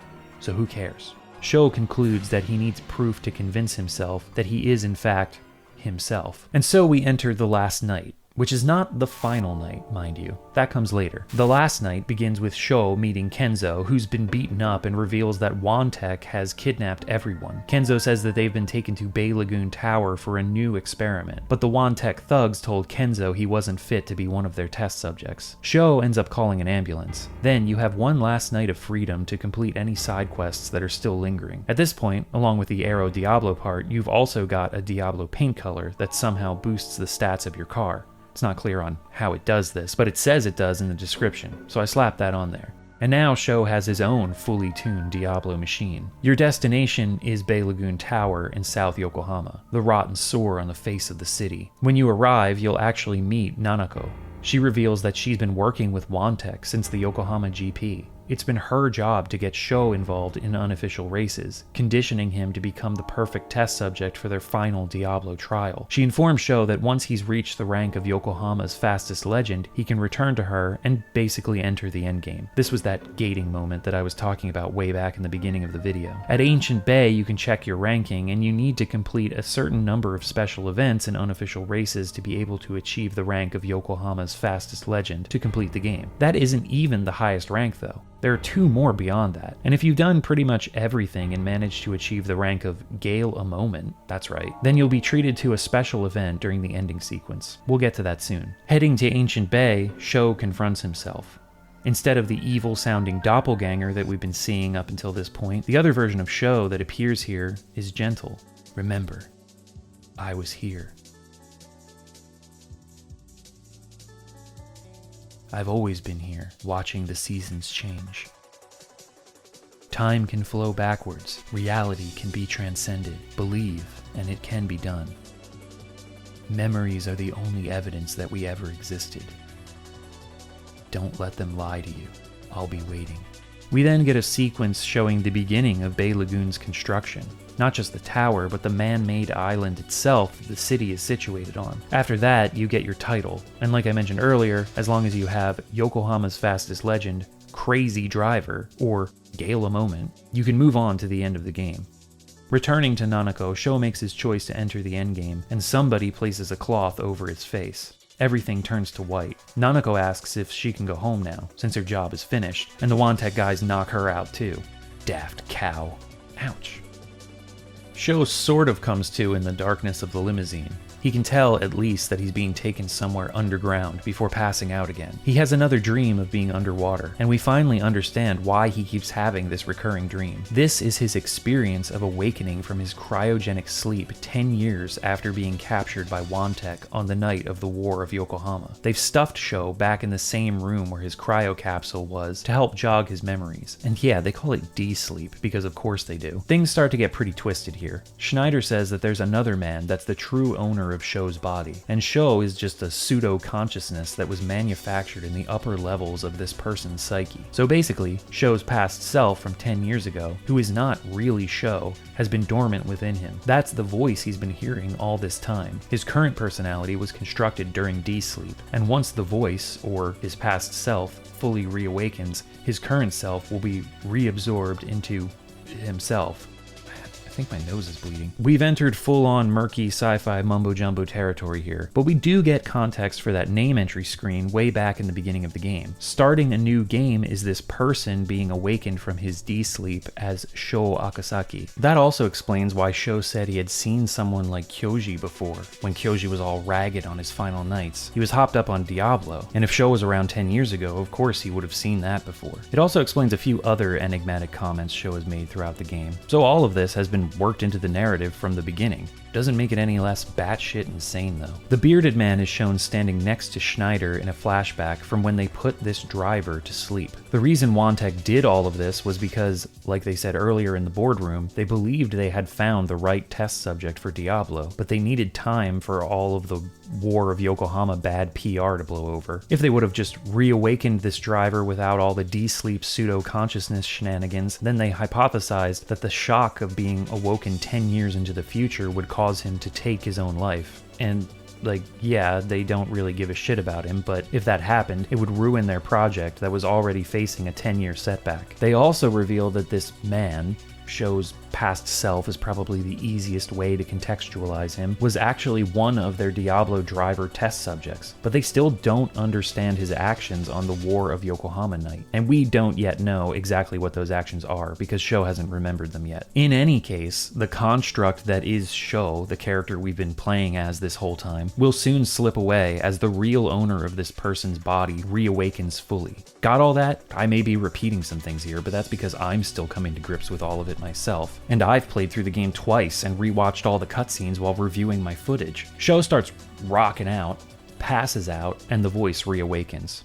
Sho is no longer in control of this body. He only catches flickers of what's going on. The body of the driver keeps opening different doors in this underground facility. In one room, he sees the bodies of Keisuke, Gamo, and other Wantek drivers face down in pools of blood. Their bodies are mangled, like they'd been beaten to death with pipes. In the next room, we come face to face with one of Wantek's drivers, still imprisoned after 10 years. Suddenly, an alarm sounds. The Bay Lagoon tower is collapsing. Sho is woken up by Akira and Yuka. They tell Sho that he saved them, but Sho doesn't remember anything. Apparently, in a blind rage after seeing the last of the drivers still imprisoned, he opened all of the prison locks, which allowed Yuka and Akira to escape. Now, though, the three of them need to get the hell out of this collapsing building. Akira takes Yuka, and Sho follows in his own car. There are 3 escape sequences here, each one timed, and they're very annoying because you're under pressure from the clock, but you also need to drive carefully through the crumbling underground parking lot so as not to get stuck on any walls or rubble. But you can't drive too carefully, otherwise you won't make it out in time. It's precarious. After finding your way through the last escape, Sho wonders why the voice, the original owner of the body, let Sho take control again. He also wonders where Iki is in all of this. The last time we saw him, he was emerging from a Diablo-tuned car in front of the Red Ranga warehouse. So Sho shouts over the roar of engines and the rumbling of a falling building to his friends to go on ahead as he heads back to find Iki. In all of this confusion, though, Sho somehow emerges on the highway and sees Wan Li's limousine crashed. Just as he's about to beat the guy with a pipe, a gunshot goes off. Schneider says he doesn't need Sho's assistance burying those who oppose society's evolution. Schneider's taking over things now, returning to Europe to continue the Diablo project. Schneider doesn't even know if he's speaking to Sho or the original owner of his body, but it doesn't matter anymore. In fact, Schneider analyzed hidden sectors on the disc from the bearded man, and it turns out that Sho actually wasn't part of the Diablo project. He was just an unknown driver who happened to be in the wrong place at the wrong time on the night of the War of Yokohama. God, every time you think you've got this figured out, it just grows a whole new set of limbs. Schneider also reveals that the man from Hokkaido was the one who put Sho to sleep in the first place. And I'm just calling him Sho because it's easier, but you know, Sho is just a construct created during D-sleep. We don't know the true identity of the original driver that Sho's body belongs to, blah blah blah. Anyway, Beardman's name was Satoru Kawashima, the chief researcher on the D project. Right before they shot him dead on that snowy road in Hokkaido, he begged for them to set Sho free. He wasn't one of the Diablo test subjects. He was an innocent man they'd never seen before. They turned him into a merciless avatar of rage with nowhere to vent his anger. So Schneider now reveals that Sho was only a passing motorist who happened upon the scene of the Diablo driver's accident, but Wantek kidnapped him and kept him because they mistakenly thought that he was a Diablo driver that managed to not be involved in the huge pile-up burning wreckage car crash and hadn't succumbed to the effects of the drug, which is way worse than actually being part of the experiment. They put an innocent guy into a cold sleep for 10 years. Wantek are quite possibly the dumbest villains in the history of everything. All fiction. It's ridiculous. They staked their ludicrously insidious plans on a mistake. But the storytelling here kind of goes right back around from stupidity to brilliance. Like, what a flawed set of antagonists, and kind of a commentary on the idiocy of corporate greed. I mean, I don't know if any of this was intentional on the part of Motomu Toriyama, the writer of Racing Lagoon, but all of these false revelations are so contradictory and multi-layered that I feel like it has to be, right? I mean, there's a fine line between madman and genius. Another mystery that also gets cleared up here is that if the voice is really Sho's past self, then why did other drivers hear the voice? Turns out that Diablo had hallucinogenic side effects, so during moments of extreme duress, users would hear a voice that hijacked their emotions and suppressed their fear. Schneider envisions these responses as more far-reaching than just crashes involving street racers, intentional train derailments, traffic accidents, plane crashes. There are powerful clients who would pay top dollar for these sleeper agent style assassinations. Want to know the secret to success? Quality over quantity, and a great work ethic. You said it, brother. Oh wait, I forgot that you were you. He's got a point though. Sho catches a glimpse of the pills in Schneider's hand and is reminded of the moment when Iki held a shard of Makoto's taillight when he told them all about the Yokohama GP. So the only way to settle all of this is with a race. Who would have guessed? The race against Schneider begins underneath the crumbling Bay Lagoon Tower and stretches out onto the abandoned highway beyond. The road starts crumbling at a certain point, giving you chances to catch Schneider, who ends up being actually too quick for Sho, even in his Diablo-tuned car. I managed to just pass him at the end. Schneider ends up plunging into the ocean beyond the edge of the unfinished highway. Sho's unsure if he knocked him in or if Schneider was just holding up his end of the bargain to let him be free. I mean, I'm going with the former though, because why would he just drive his car into the ocean just because he lost to some punk street racer, who apparently wasn't even that good at it? But we're not done yet. Iki's car pulls up afterwards and out steps Aoi Kawashima. Whoa, wait a minute, come to think of it, isn't that the same last name as the beard dude? Yes, it is. We're back in the memory of the apartment, the shower, the dish full of Diablo. Sho is sat on the couch. In the present, Aoi reveals that she was the one inviting street racers to join the driver project. Her father was the founder of Wantech, just a simple repair shop back then, but the company's fortunes took a turn and transformed into the huge corporation that it is today. During a vacation in Hakone, another driver flashed their headlights at Aoi's family's car as they were driving through the twisting mountain roads. The other driver was just doing the standard signal for an invitation to race, but Aoi's father was temporarily blinded by the light reflecting off the rearview mirror and jerked the wheel. Aoi and her older brother Satoru lost their parents in that accident. Years later, when the Diablo project started, Aoi volunteered to scout street racers for the trials as a form of revenge. I would meet them at the Yokohama Sirius Hotel in the luxury penthouse. They'd never refuse. I wanted to see each of them broken. From the window, I would watch the flickering reflection of Yokohama's lights in the water. Back then, I was a coward. I convinced myself I was doing no wrong by lying to myself over and over. It was a delusional fantasy where I believed street racers were the source of my misery. She says that Sho was one of those street racers she met back then. She tells him that he beat the Diablo-tuned Zetas with his own ordinary car. According to her, some of those accounts of Yokohama's fastest legends were stories of Sho. So in the end, Schneider had it wrong again. Sho did possess the driving talent for the Diablo project. God, what an idiot. But Sho refused Aoi's offer of Diablo, unlike the other street racers, and he was angry when he realized that this is what she had been doing all along. This all went down on the same night that he caught up to the Diablo driver's crash. We all know what happened there. But Aoi had no idea that he had been kidnapped by Wantech and put into D-sleep. So to her, it seemed like he just disappeared from her life. After they put Sho into D-sleep and her brother Satoru ran off to Hokkaido, Schneider told Aoi that they both had died in an accident on the Yokohama highway. This reawakened her disdain for street racers. So when the D project started up again, she volunteered yet again to distribute Diablo to new driver test subjects. However, 2 years ago, Aoi met Iki, who reminded her of Sho, and she thought she'd found her lost love again. Things were all peachy for a while, but then one day Iki showed her a photo of his racing team, and there was Sho. She instantly recognized him, found it hard to believe that he hadn't aged a day in 10 years, but still knew that it was him. This revelation awakens Sho's dormant memories of what really happened on the night of the War of Yokohama. I drove to the Yokohama highway. The street racers had gone to war.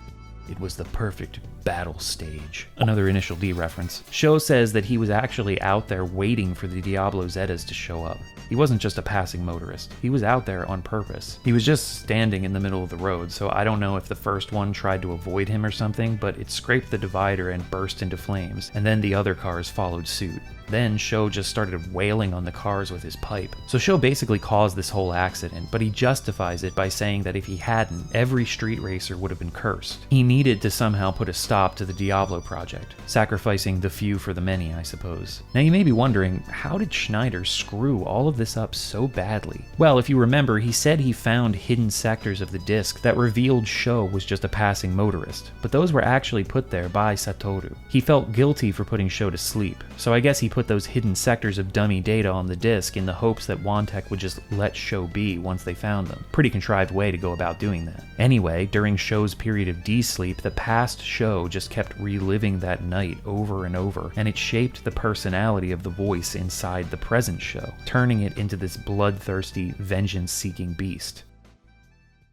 Speaking of the present, Aoi tells Sho that he became the fastest racer without ever touching Diablo, which isn't really consolation for Sho since 10 years of his life were stolen. But were they really? I mean, he was in a cold sleep, so he still has the body of an 18-year-old. More like life was put on pause. But yeah, I'm not trying to justify what Wantech did or anything, but you know, gotta look on the bright side here. Try to remember the first time your engine roared to life, how you held the wheel, stepped on the gas, and went for your first drive. That excitement never faded, both 10 years ago and today. That feeling belonged to me, as well as every other street racer. I raced so I could reclaim myself, so I could reclaim the exciting feeling of racing that I fell in love with. The man with the pipe who appears in my dark memories isn't me. He never was.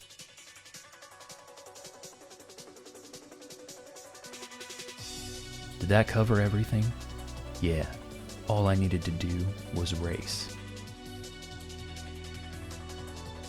So then Iki's car appears. Still under the effects of Diablo, he needs to get it out of his system, so Sho agrees to a race. Sho wonders, even though Aoi said that she loved Iki, why she gave him the Diablo in the first place. Was her love for Iki just another lie? After the race, Iki is in bad shape, but realizes that Sho was the legend that he's been searching for this whole time, that everyone was searching for. His next words sounded like his last, like he was fading away. I'll never forget the strength in them. Hey Sho, our dream was so insignificant. I wonder if it was even real.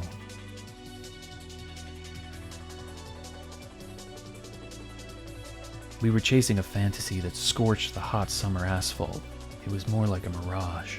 See, I knew this game took place in summer, but more importantly, there's that mirage imagery again. Iki goes on to say that he doesn't have any regrets. Things shift again. Aoi is in the driver's seat of Iki's car now, and Iki's body is on the passenger's side. Dying for someone doesn't mean anything. It's no way to prove your love. 10 years ago, a counterfeit love drove me into a fiery rage on the Yokohama highway. Iki knew, didn't he, that Aoi was giving him Diablo? Did he know this would happen?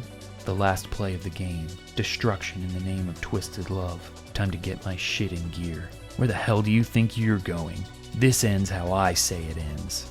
So it's a race against Aoi Kawashima now. This one is much tougher than the others. You really can't afford any mistakes, and this course has a couple of surprise turns along the way. But defeat her, and Sho says that he's not sure he has what it takes to forgive her. But if Iki believes in her, then maybe she could be led on the path to healing. Sho finally realizes that the realm beyond speed was always a place within himself. Yeah. Luckily, Iki is still alive. He and Aoi embrace at the edge of the road as the sun rises over the bay and Sho watches on. But we're not done yet. If you manage to get the title of Moment a Gale on the last night, a special final race takes place between Sho's past and present selves. Sho's past self even promises that if present self wins, then he can hang around as long as he likes and not be erased. I actually got to this scene on my second playthrough. During the replay, Sho reflects on his status as the fastest legend, or I guess at this point, a Moment a Gale, whatever the hell that is. That's just an extra bit you get for getting that final title. The real ending is this sepia-toned shot of the Yokohama skyline, and a poem. Rising moon rock and roll, a nightmare born from sleep. May be tomorrow, but morning always comes. There are as many stories as there are headlights and exhaust notes in the city. We all embrace our sorrows and race every night. Blue day is rainy day, but you can cure those blues. Head to Harborview Park and watch the Bay Bridge. Let the brilliant lights bleed through your tears. Driving all night together. Our hot driving brings the city to life. Wow. There's another scene with Kenzo too, if you completed all the special events associated with him throughout the game. He talks about the Noname Park being full of weeds and how adults don't notice things like that, but kids do. Which, I mean, what the hell is he talking about? An adult would be way more likely to look at a weed and be like, yeah, that's a problem, than a kid just playing on the playground would. Kenzo, you fucking idiot. The credits roll as Sho drives Yuka through the streets. And look at that little toy 8.6 dangling from the rear view. Looks just like the keychain decoration Natsuki made for Takumi of his 8.6 and Initial D. We get some shots of a few of the other characters as well. Iki is recovering in the hospital, and Aoi is there with him. We never do find out why she gave Diablo to Iki in the first place, but I guess we find out that her love for him wasn't a lie. The other street racers, who actually survived, are all out doing what they do best, right until sunrise. Dreaming on the road. The legend never die. Racing Lagoon. Is good. Racing Lagoon's story goes completely off the rails at the end. Like, man, it's mind-boggling how many reversals there are, with characters who think they know what's going on and then try to tell you, but they turn out to be wrong. Like I said earlier, I don't know whether this script writing is the work of a madman or a genius. It gets so confusing toward the end, trying to keep track of what's actually happening versus what some of the characters only think is happening. But, I mean, a final act that goes totally bonkers. Squaresoft is certainly no stranger to that kind of storytelling. If anything, it kept me on my toes. And I feel like the disconnected, nightmarish, and dreamlike qualities to some of the scenes fit perfectly with what's going on in the plot. I don't know, I can't help but admire it, even though it's clearly a mess. It commits so fully, you're just kind of in awe the whole time. And I do like how all of the endgame elements, no matter how crazy, were weaved through the entire narrative. It's not like any of this comes out of nowhere when you look back on the whole thing. I definitely got a lot more than I bargained for when I sat down to play a racing RPG. Just a few years after Racing Lagoon's release, Squaresoft would merge with their main rival, Enix, to become Square Enix. Aside from the name change, it also felt like the end of an adventurous era for the company. Games were getting bigger, budgets ballooning. The role-playing genre that was once a niche style of game had become mainstream. Square Enix and many AAA developers became less focused on taking risks and more concerned with relying on formulas that they felt worked. In regards to Racing Lagoon, it's interesting too that just a few years after the game's release, the street racing subculture that it romanticized was about to experience a downfall. New gas emission and environmental regulations in the early 2000s turned Japanese manufacturers away from producing sports cars. Many of those famous models street racers loved, like the Sprinter, the RX-7, the Sylvia, were either discontinued or retooled to fit more modern tastes. Increased police awareness of street racing, rising fuel costs, and a continually stagnating economy, less disposable income all around, turned most young people away from the now almost prohibitively expensive allure of car tuning. Yes, you can still occasionally hear the roar of engines late at night on the Shutoko, the screeching of tires drifting through the mountainous roads of the countryside. There will always be a small few keeping the sport alive, but the stats on street racing in Japan are way down from their peaks in the 80s and 90s. Over at Square, the developers of Racing Lagoon didn't know it at the time, but they were capturing an ephemeral moment in the subculture, romanticizing it to larger-than-life proportions. Enjoyment of Racing Lagoon's gameplay is dependent on your own tolerance for racing games, and even then, I can see grappling with its weird physics being a tall order for some. The visual novel-style storytelling and top-heavy, bizarrely proportioned characters may also be off-putting, especially to those more accustomed with Square's blockbuster CG sequences and animation. But I feel like all of this just feeds into Racing Lagoon's style. The presentation and mood of this game are so uniquely its own. The dialogues and monologues are so heightened and injected with emotion. The sweeping shots of the city are calculated. The music selection, so precise. It does an amazing job at imbuing the game with this spirit of almost youthful ignorance. Everything that happens, every conversation and poetic aside, it all matters so much to these characters. Take a step back and it's silly and absurd. Who could ever care so much about a street race, or some legend about Yokohama's fastest driver? How preposterous. But isn't that what being a teenager or young adult, as in most of the cases here, is all about? When you're that age, yeah, everything does matter this much. Even if those around you, who are older, scoff at you for the things you care about or are concerned with. Or even if you yourself look back on those years and laugh at how small your perspective was and how inconsequential the concerns you had then seem to you now. At the time, it was intensely important. And that's the feeling that Racing Lagoon manages to capture. Just like the modern legends and folkloric demons that it conjures up throughout, the game has this mythic air to it, a heightened sense of reality, an optimistic veneer, and a deeply sad and wistful core. Racing Lagoon isn't the greatest of Square's catalog, but it's got a big heart, and sometimes that counts for more. And that is Racing Lagoon.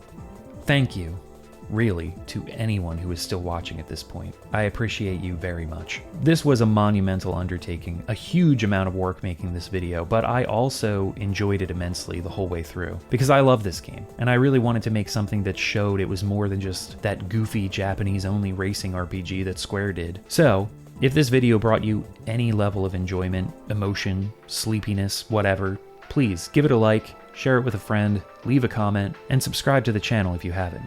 There's more to come. I'm not going to be making these massive length videos all the time, but I've got a few other games and series that I feel are worth this amount of time to pick apart and discuss. So, yeah.